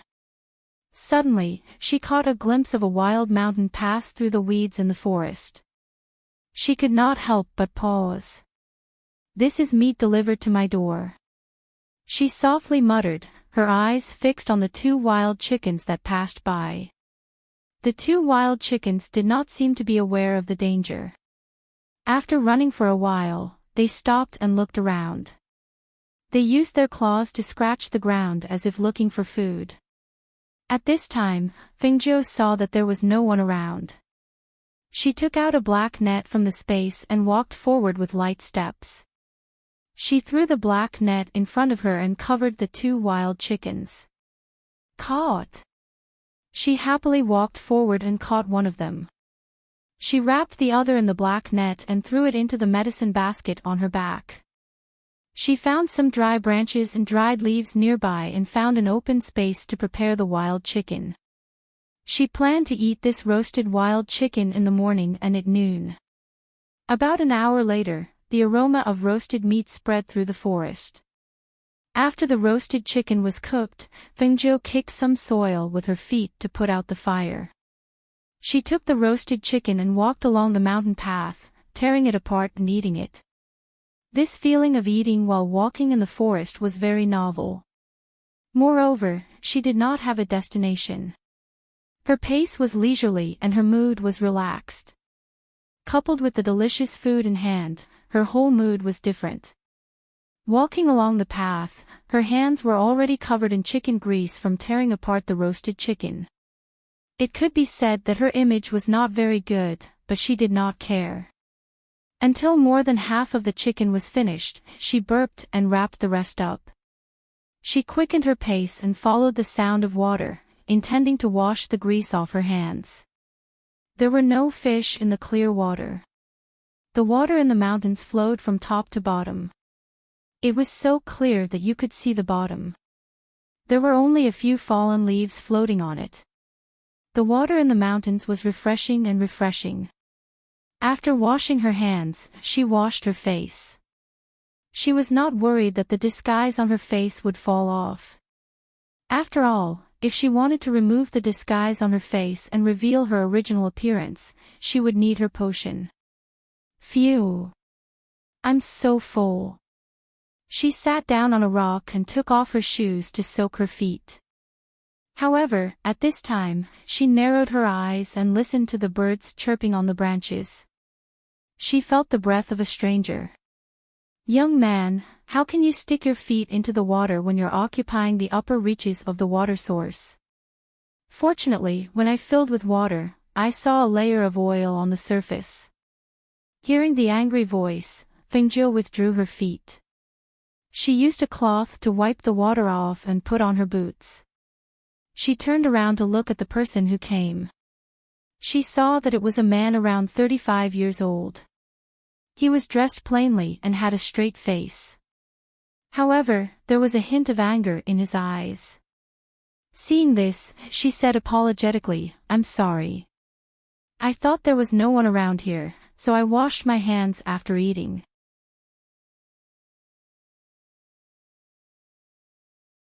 Chapter 1789. When the man saw Fengzhou's apologetic expression, he did not say anything else. His face darkened as he scooped up some clean water before turning around and heading downstream. Seeing this, Fengzhou called out to him, "Big brother, please wait a moment." "What?" The man stopped and turned around to look at Fengzhou with a dark expression. His tone was not very friendly. Fengzhou smiled and said, "I came here to pick herbs and accidentally got lost. I want to ask if there's a faster way out of this mountain forest." The man glanced at Fengzhou and his gaze paused on the medicine basket for a moment before saying, "Follow this water source and get out of the mountain the fastest way." With that, he hurriedly left. "Many thanks." Fengzhou raised her voice and glanced at the water source again. Of course she knew to follow the water source, but how long would it take? Although she was idle now, she didn't want to stay in this mountain forest for too long. She sighed softly and continued to walk down with the medicine basket on her back. She thought that once she left this lush forest, she would be able to fly on her sword. It would save her some time. At the bottom of the water source, the man who had met Fengzhou earlier handed some water to a 50-year-old middle-aged man to drink. He then worriedly asked, "Father, how do you feel? Do you feel better?" "I've rested for a while and I'm already much better." The middle-aged man lightly sighed and leaned against a large tree as he narrowed his eyes. On the side, there were several men with restrained auras. They looked to be in their 30s to 50s. Accompanying them was an old man in gray clothes. He carried an exquisite small medicine box on his waist. He seemed to be a doctor. The group of them surrounded the middle-aged man who was leaning against the tree with unconcealable worry between their brows. "I never thought that the alchemist and doctor of the Huaxian sect would also be unable to do anything. In this case, we can only go to the Sky Sun sect to take a look." The old man in gray sighed. He looked at the middle-aged man and said, "Patriarch, don't worry. There are many people with superb medical skills in this world. As long as we can meet them, Patriarch will definitely be fine. Forget it, I don't have much hope anymore. Even the medical sage and alchemy saint master of the magnificent immortal sect said that there's no way. What else can I do? Life and death are predestined. So be it. I don't want to suffer anymore. Let's go back." Exhaustion was written all over his face. He had been running around seeking medical help for a few months now. Every time he met someone, they would say that there was no way and that they would seek help from someone else. In the past few months, we've visited 3 of the 4 great sects. Now, only the Sky Sun sect is left. However, if the other 3 didn't have a solution, how could the Sky Sun sect possibly have one? It seemed that this was the will of the heavens, so he didn't want to force it anymore. It was better to take advantage of the fact that his body hadn't reached its final moments to return to the family and make arrangements for the family's affairs. This was to prevent the family from falling into chaos once he passed away. When everyone heard his words, they were momentarily speechless. After searching for so long, asking so many doctors with superb medical skills, as well as some high-grade alchemists, none of them had a suitable treatment method or medicine. Perhaps there really was no way. Just as everyone's mood was gloomy, they suddenly heard a light humming of a song. The tune of the song was somewhat different from what they were used to. Moreover, the sound permeated the mountain forest and reverberated in the air. They couldn't tell where it was coming from.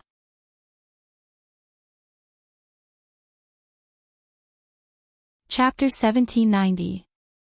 Fengzhou hummed a song about orchid flowers as she walked down the stream. The lyrics were not out yet, but the lively melody made her footsteps light and her mood different. She hummed a song as she used a tree branch to hit the weeds on the side of the mountain path. Occasionally, she would push aside some branches and vines that were blocking the way as she walked down. Although she did not see anyone, the divine sense she released had already detected the people below. In this area, she had only met the man who had come up to fill the water. She did not need to think to know that it was them. Sure enough, as she walked down while humming a song, she saw that the group was preparing to leave. "Big brother, we meet again." She grinned and waved at him. Her gaze swept over the other people without leaving a trace. Finally, her gaze paused on the middle-aged man in his 50s and then moved away. "Jimming, do you know him?" the middle-aged man asked his son beside him.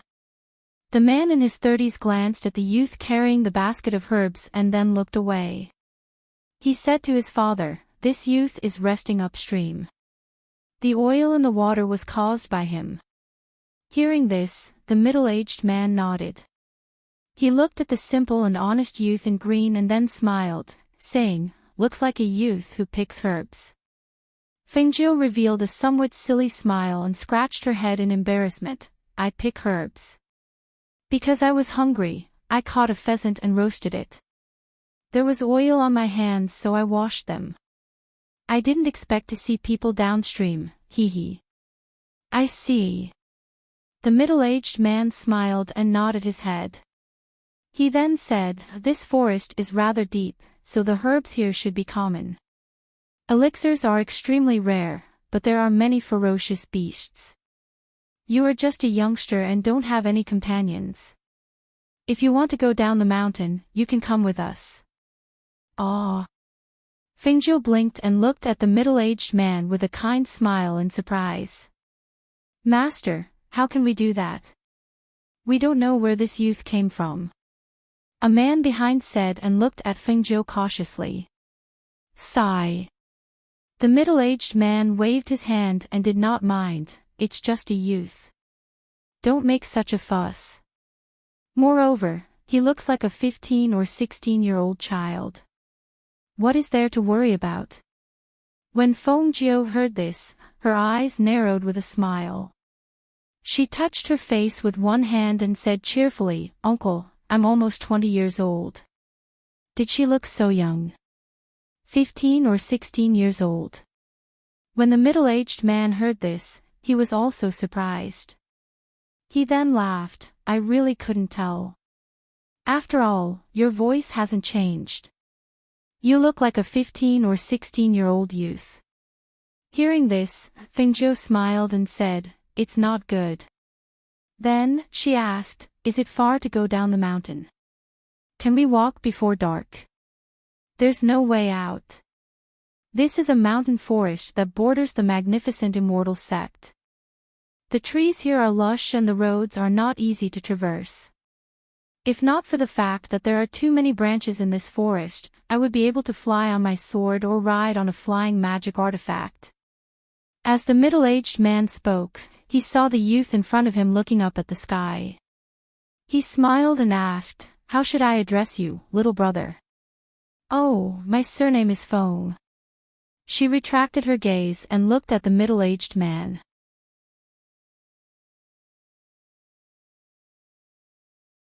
Chapter 1791. Uncle Lu. Fengjiu glanced at him, his eyes narrowed into slits as he greeted him. There was no awkwardness or discomfort. Lu Jimming, who was standing at the side, saw that his father was chatting so well with the youth and could not help but feel a little puzzled. It was just a youth and he could not see anything outstanding about him. He really did not know how his father got along so well with him. With Fengjiu leading the way, the Lu family's people were led by two burly men and there were a few people behind them. Fengjiu, Old Master Lu and Lu Jimming walked in the middle. Along the way, Lu Jimming could only watch. Because he realized that once this unremarkable youth started chatting, there was nothing he did not know about. No matter what his father talked about, he would be able to respond. However, he did notice something. This youth was knowledgeable, but he did not seem to know much about the layout of the east, west, north and south as well as the situation of the various places. Towards these things, he did not know anything at all. "Little brother Feng, you rarely leave the mountain, right? Why did you come to this mountain to gather herbs?" Old Master Lu was also curious. This youth was obviously knowledgeable, but he did not know anything about the geography of the various places. It was as if he lived deep in the mountains. Ah! How did you know? Fengzhou widened his eyes, his face full of curiosity. His simple and honest appearance completely deceived people, completely unaware that this was clearly a little fox. Hearing Fengzhou's words, the corners of the others' mouths twitched. The two of them chatted the whole way and they listened the whole way. If they did not know, then wouldn't they have lived in vain? They were already a little dazed when they saw this youth. Now that he asked this question, they were even more dazed. Could it be that he thought that everyone was like him, lost in the deep mountains and old forests? He. Old Master Lu laughed joyfully. Perhaps it was Fengzhou's expression that made him laugh, or perhaps it was that silly words that made him laugh. His deep laughter came from his chest and spread joyfully through the forest. Little brother Foam, it really is a pleasure chatting with you. As Old Master Lu spoke, he felt his body relax. He.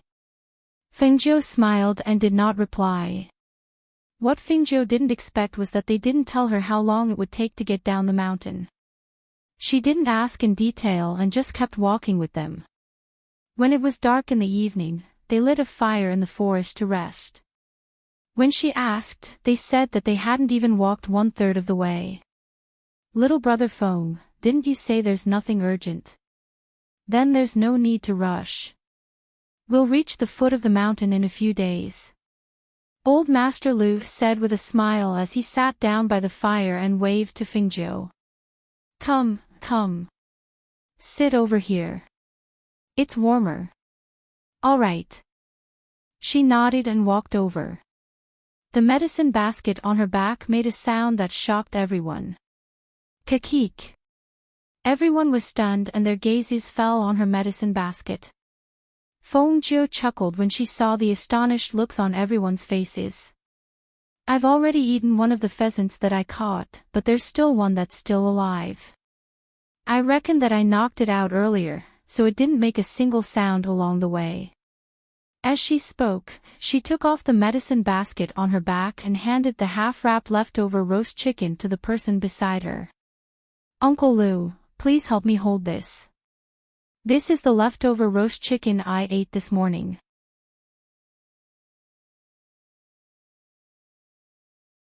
Chapter 1792. He held the roasted chicken in his hand and looked at the youth who was rummaging through the basket of herbs. He vaguely saw that he seemed to have pulled open a net and grabbed a pheasant from within. Here, big brother Lu, I'll have to trouble you to let them handle it. You can roast it for uncle to eat. Fengzhou handed the fluttering pheasant to Lu Jiming. Lu Jiming glanced at Fengzhou, took the pheasant and handed it to the people behind him, instructing them to handle it.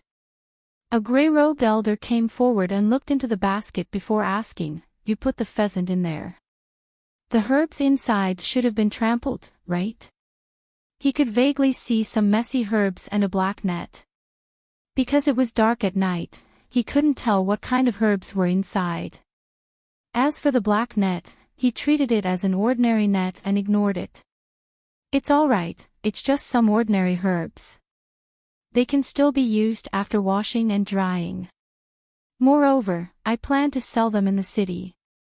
Even if they don't look very good, they'll still be worth some money. She smiled as she spoke, tidying up the things in the basket before placing it behind her. Uncle, just give it to me. I can still eat it after it's heated up. She pointed at the remaining roasted chicken. Here. Old Master Lu handed it to him. Seeing that he opened it and placed it over the fire, he said, How about we don't need it? Let them roast it hot, it'll taste better. Fengzhou flipped the stick with the roasted chicken in his hand and said, No need. I'll just eat this. Seeing this, Old Master Lu didn't say anything else. However, when the roasted chicken in Fengzhou's hand was heated up, the aroma wafted out.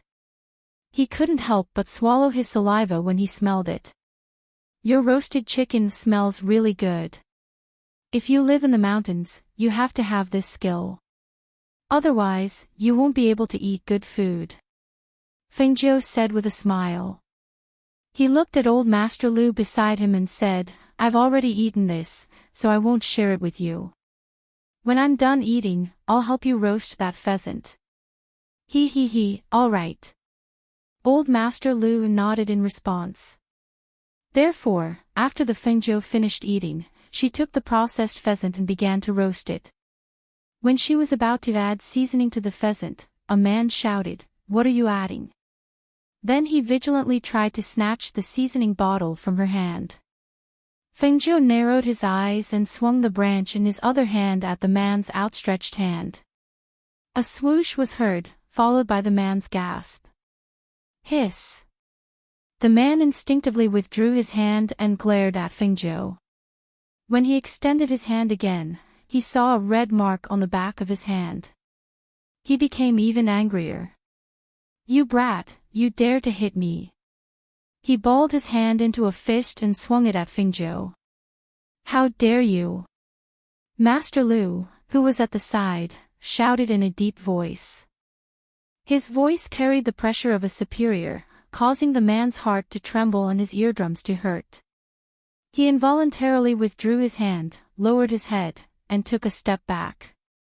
Master Lu's stern gaze swept over and lectured, You're really getting more and more out of hand. Hurry up and leave. Yes. The man glared at Fengjiu angrily, then lowered his head and left. Little brother Feng, don't take offense. They're just worried about my health. He said with a smile as he looked deeply at the young man beside him. He was a little surprised at how the young man had slapped his bodyguard.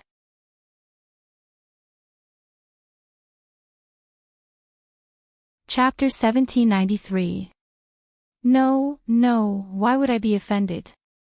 Fengjiu hurriedly waved his hand and said, then smiled embarrassedly, I just whipped that big guy.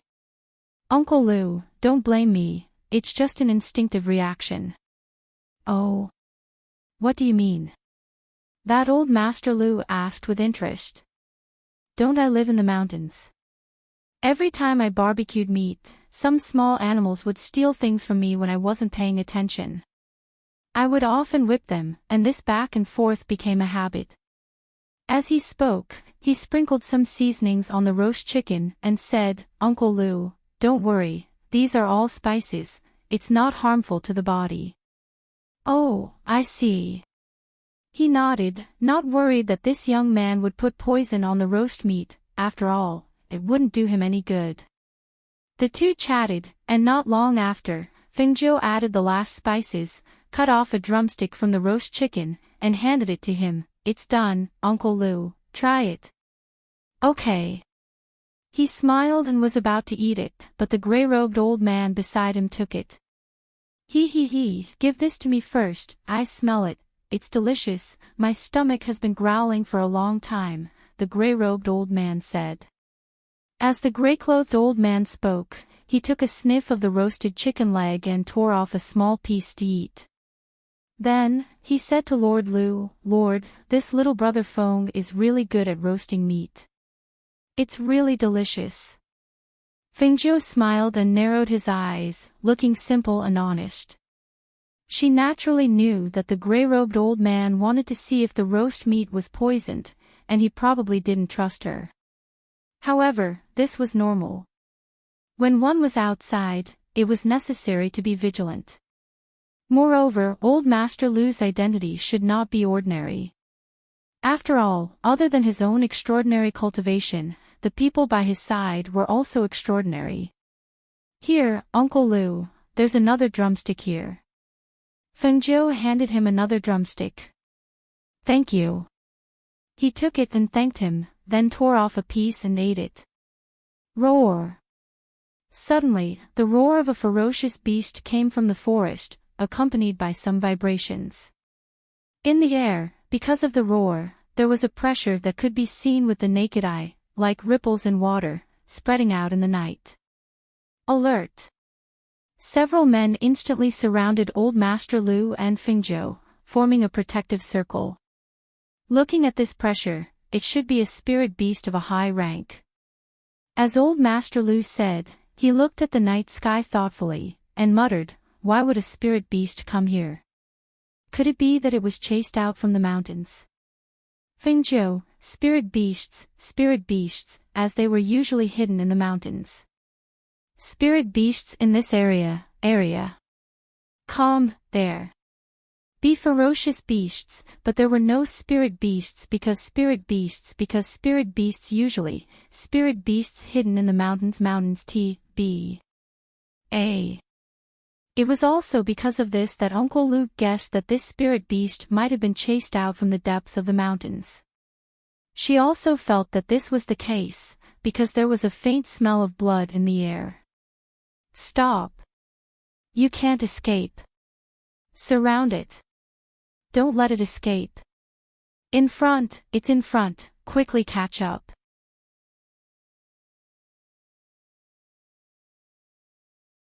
Chapter 1794. Roar. Another beast's roar was heard. Even though she had not seen it, she could tell that this spiritual beast was injured. Its aura was a little messy. This beast's roar was not as powerful as the previous one. Bang, bang. It sounded like the sound of sword aura slashing the ground, or the sound of a spiritual beast crashing into a tree. She could not see it, but the sound was getting closer and clearer. Retreat. Old Master Lu waved his hand and gestured for everyone to retreat quickly. When the crowd heard his command, they quickly protected them and retreated step by step until they were some distance away. Fingzhou followed them and retreated until she saw the scene in front of her. She stopped in her tracks and stopped retreating. A white tiger with a snow-white body suddenly rushed out of the forest.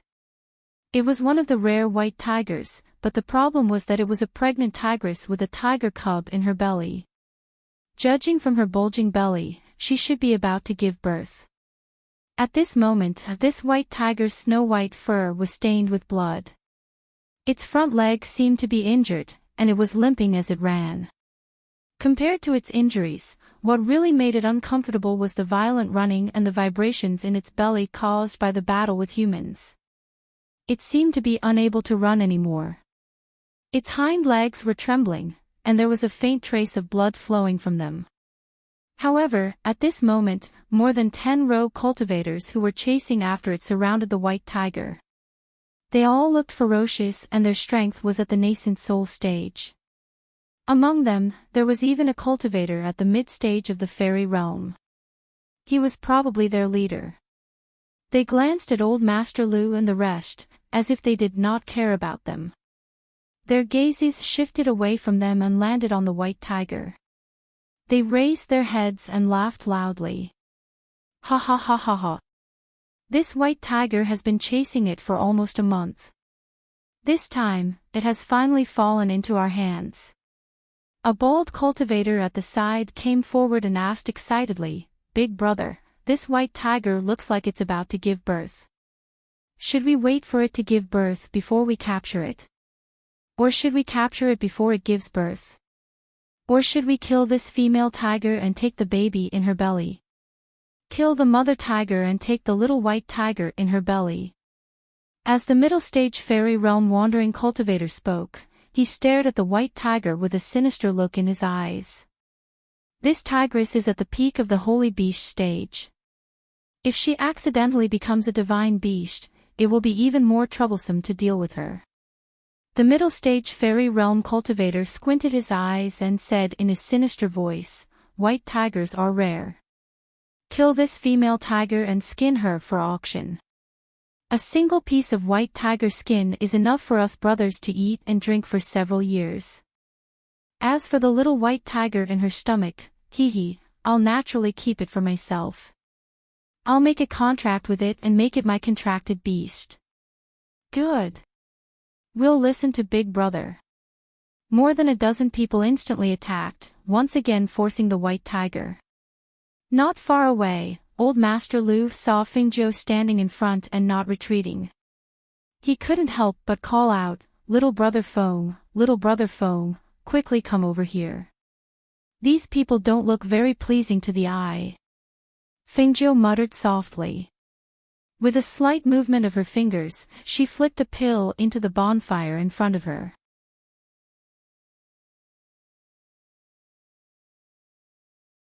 Chapter 1795. I won't do anything rash, she said softly, her gaze fixed in front of her. She was trying to figure out how much longer this white tiger could last. When old Master Lu saw the expression on Fingjo's face, he couldn't help but feel a little surprised. There was an indescribably strange feeling in his heart. Although it was a little overboard for those itinerant cultivators to surround and attack a pregnant tigress, this was how the world worked. The strong preyed on the weak. What's more, that tigress was a rare white tiger in the tiger clan. It was reasonable for those people to have their eyes on this tigress. Moreover, with these people's strength, it was only a matter of time before this white tiger fell into their hands. In front of them, the white tiger fought with all its might. It bared its teeth and let out a low growl. Its eyes were filled with anger and anxiety, as well as a trace of worry that no one else knew about. Its hind legs were trembling as blood dripped from them. It still had to avoid the attacks of the humans. The pain from its stomach was rapidly draining its strength. Not long after, it saw a long sword piercing towards its neck. It wanted to dodge, but its hind legs were too weak and it fell to the ground. Roar! The white tiger roared in grief and indignation. Its tiger eyes stared fixedly at the long sword that was thrusting towards it. However, at that critical moment, it only saw a tiny ray of light flash past. With a whoosh, it pierced into the wrist of the person holding the sword. The long sword that was thrusting towards it also fell to the ground due to that person's pain. With the danger averted, the white tiger was stunned. It swept its gaze around and it saw a young man in green robes standing not too far away. When it met the young man's gaze, it let out a low growl. When the Lu family members who were standing behind Fingjo saw this scene, they couldn't help but feel that it was strange. None of them saw how Fingjo had attacked. They only saw the person who had pierced the white tiger suddenly let out a low cry and the long sword in his hand fell to the ground. Who is it? The itinerant cultivator whose long sword had fallen to the ground shouted fiercely. He suddenly turned around and his gaze landed on the Lu family members. It's me. Fingjo narrowed his eyes with a smile. However, there was no trace of a smile in his eyes. When his light voice rang out, he strode forward. Little brother Foam. Old Master Lu had appeared beside Fingjo and placed his hand on Fingjo's shoulder in an attempt to stop him. Fingjo turned around and looked at Old Master Lu with a smile. It's all right, they can't do anything to me. With that, he walked forward. Master, don't interfere. A man stepped forward and said in a low voice, we only met him by chance, there's no need to offend those people for him. Father, we don't have as many people as they do. It's best if we don't get involved in this, Lu Jiming said in a low voice. It was unwise to make an enemy out of those people for the sake of a stranger. However, just as he finished speaking, he suddenly saw that the dozen or so rogue cultivators in front of him didn't look right. Their footsteps were weak, and they couldn't even stand steadily. He couldn't help but be a little dumbfounded. Damn it! What's going on? A rogue cultivator propped himself up on the ground with his saber as cold sweat oozed out of his forehead. We don't have any strength in our bodies, and we can't even use our spiritual energy. We've been drugged. Another rogue cultivator widened his eyes in shock. He looked at Old Master Lu and the rest, thinking that they were the culprits. However, how did they drug them silently? How exactly did they do it? They didn't even notice.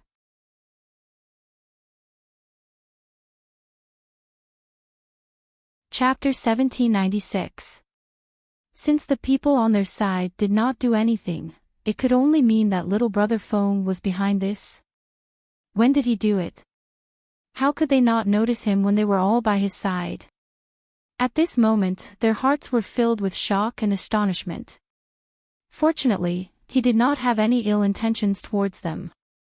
Otherwise, they might not even know when he would lay his hands on them.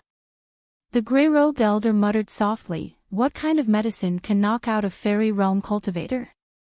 And it's colorless and odorless.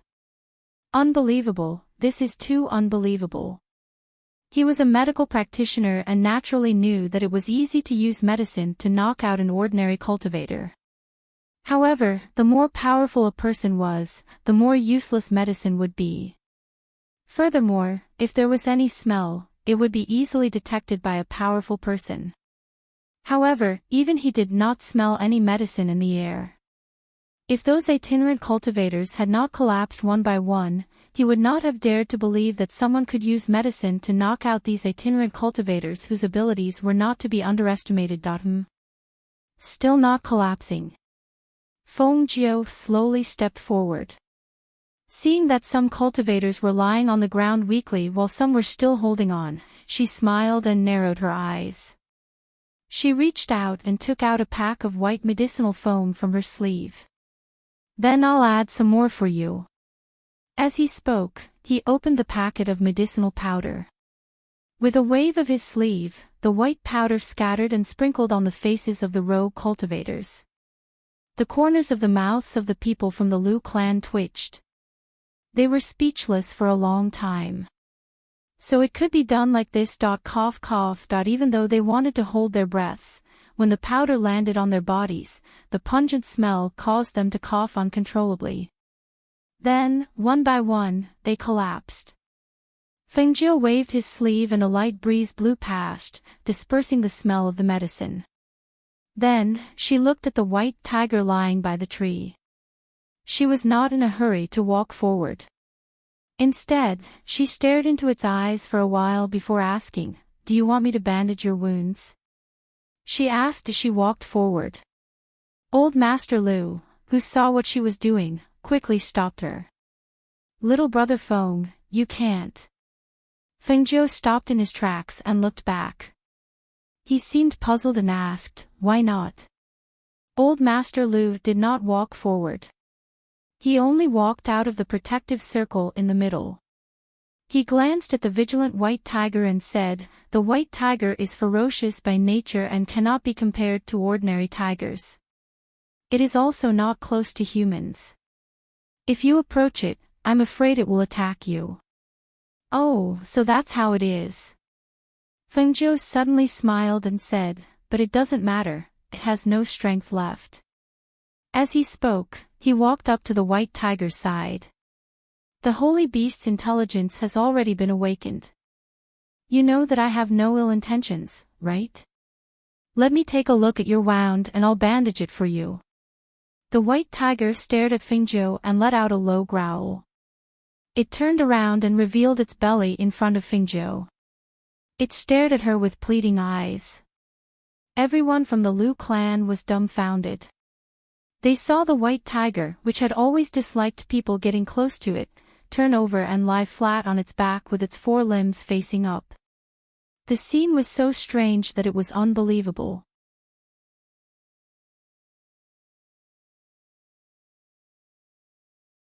Chapter 1797. She raised her head and looked at the white tiger, finally understanding the meaning of the pleading in its eyes. She touched the tiger's body with one hand, and when her hand touched the fresh blood, her brows furrowed. She didn't expect the injury to be so serious. When her hand touched the tiger's stomach, she could clearly feel the white tiger's life force flowing away. Its injury was more serious than she had imagined. Moreover, its amniotic fluid had broken, and its hind legs were trembling. It didn't have the strength to give birth to a cub, and this tigress was showing its belly to her. It actually wanted her to cut open its belly and take out the cub. Realizing this, her heart suddenly became heavy. Whether it was a human or an animal, the nature of a mother was always so touching. A precious white tiger that was about to step into the realm of a divine beast was willing to sacrifice itself for the sake of its offspring. Woo! The mother tiger let out a low howl, as if urging her to hurry up. That low howl made her come back to her senses. She looked at the mother tiger and revealed a gentle smile. Don't worry, nothing will happen. Let me take a look at your wound first. The mother tiger raised its belly and didn't move, just looking at her like that. The pleading in its eyes had a trace of moisture, and the tears flowed from its eyes, slipping down its fur and disappearing. Since you want me to help, then you have to listen to me. Hurry up, don't waste time.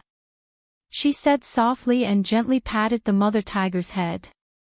The mother tiger had no choice but to turn sideways and show her the wound.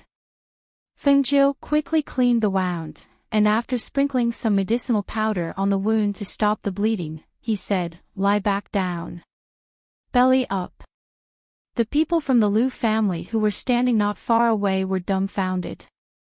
A white tiger was flipping around and raising its belly, and that young man was touching and applying medicine. What was he trying to do? Feng, little brother Feng, what are you trying to do? Old Master Lu couldn't help but ask. His voice had a trace of stutter. He had lived for most of his life, but he had never seen such a strange thing. This white tiger is about to give birth, but it's injured and its life force is draining away. It doesn't have the strength to give birth on its own, so I have to cut open the mother tiger's stomach and take out its tiger cubs. Fengjiu replied without turning his head. Uncle Lu, please help me light a fire and move it to my side. The members of the Liu family were dumbfounded when they heard that. They stared at the young man with his back facing them.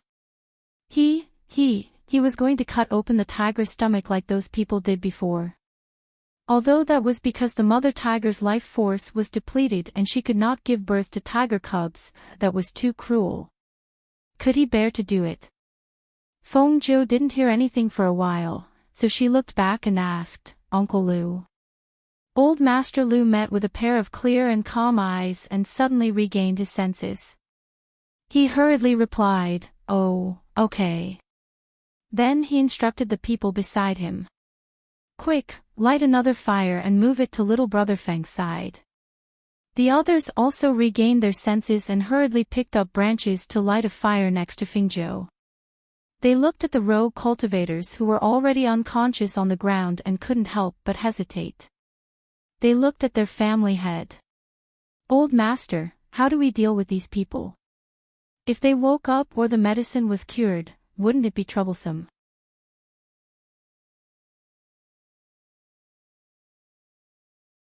Chapter 1798. Fengjiu did not even look at them and said, "These people don't look like good people. Naturally, I'll just kill them and be done with it." Sometimes, one had to leave a good ending when doing things. Some people could be spared, while others could not.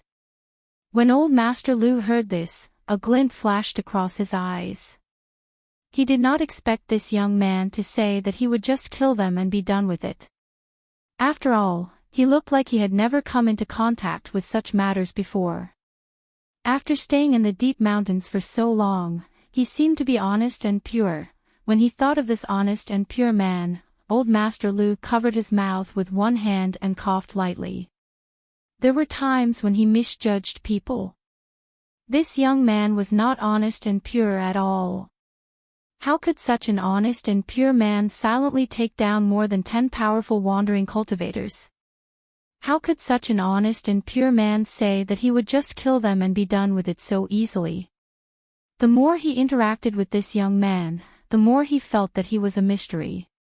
At first, he thought that he had seen through him and thought that he was just an inexperienced young man. Who would have thought that he would change his understanding of him time and time again, bringing shock to them? After adjusting his emotions, old Master Lu gestured to the people beside him and said, "Clean them up."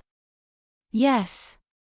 Those men were also used to doing such things, so they responded very straightforwardly. Other than the two men who stayed by Lord Lu's side, the rest of the men all took out their daggers and directly slit the necks of those unconscious people. The feeling of being able to kill a nascent soul realm cultivator and a fairy realm expert with just a light swing of the dagger made the men feel a little strange. They had never tried to kill a rogue cultivator with such strength with just a single swing of the dagger. As the grey-robed old man was a doctor, although he did not step forward to help, he still took a few steps forward to watch. Even at his age, he still could not cut open a tiger's stomach. At this moment, with the help of the firelight, he watched as Fingzhou took out a sharp dagger and shaved off the fur on the tiger's stomach. Then, he rubbed some unknown medicine on it. They could only smell a strange medicinal smell in the air. Seeing the young man's focused expression, they didn't dare to disturb him and just watched quietly. However, when they saw him use the knife to cut the bottom of the tiger's belly, the sharp dagger directly drew out a line of saliva. At the same time, blood gushed out, and the tigress howled in pain. They saw the young man reach into the hole and gently fumble inside.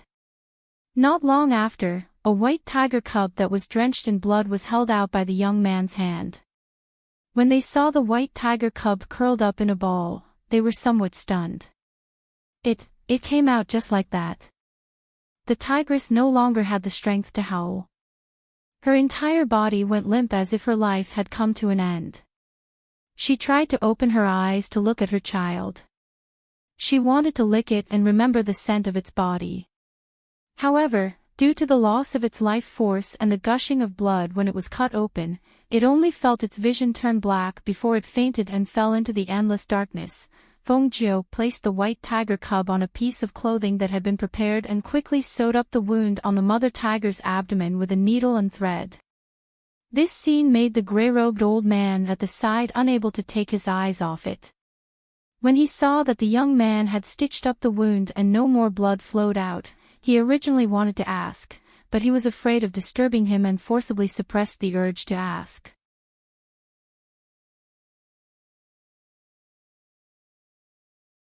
Chapter 1799.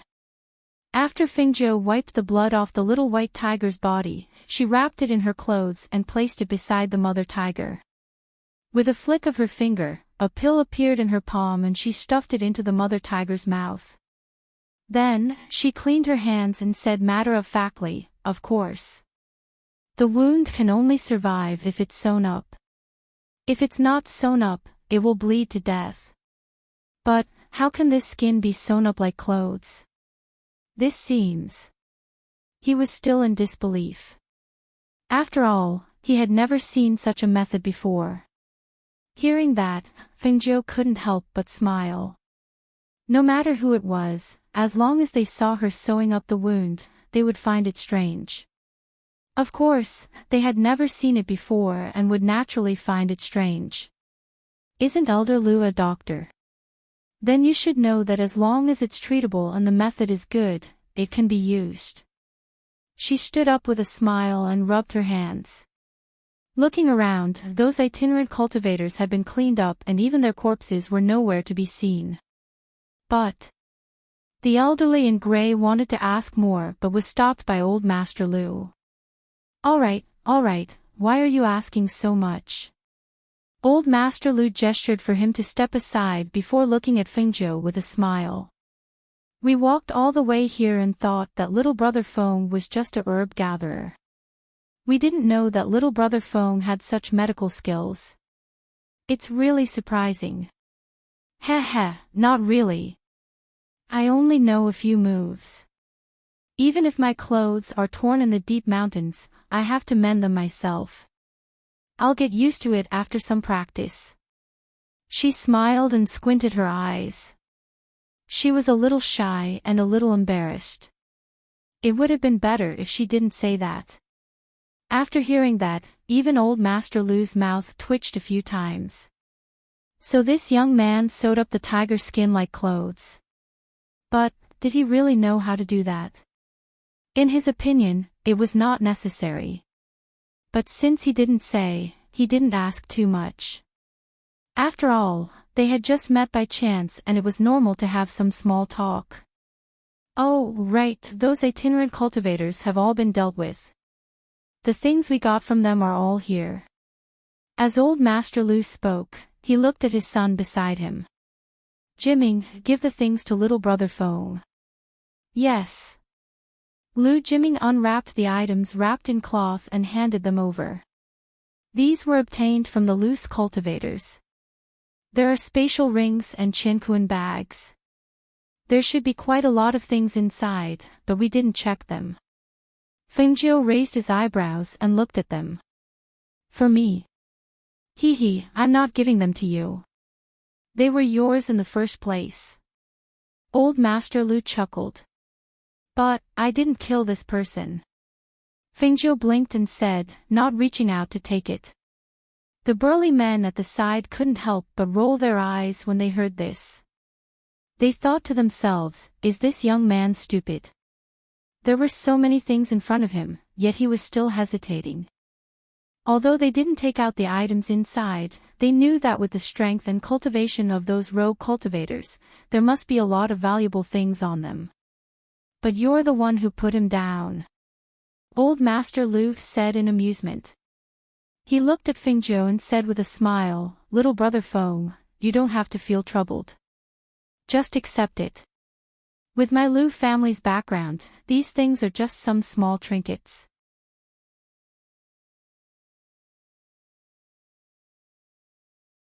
Chapter 1800. Hearing this, old Master Lu laughed. The more he looked at this young man, the more he liked him. He was kind-hearted and would save a tigress whose life was hanging by a thread when she was being attacked. However, he was also ruthless when he needed to be and handled things cleanly. He was able to keep a straight face and not show any greed when faced with such a huge amount of wealth. After declining, he was able to accept those things without any hesitation. In his eyes, this behavior was straightforward. It was obvious that he had a good temperament. Little brother Feng, I wonder if your master. The dazed old man in gray asked.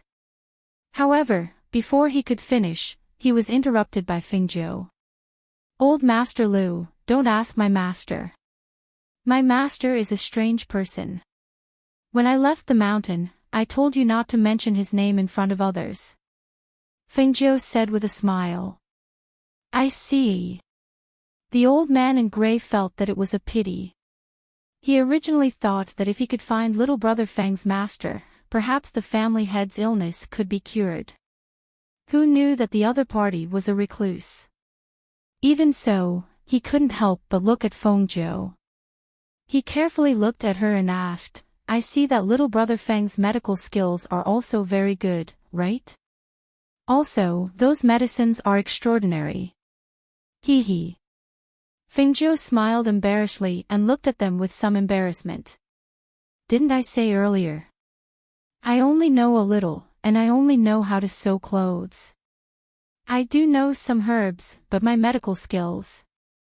I can treat animals and ferocious beasts, but I don't dare to say that I can treat people.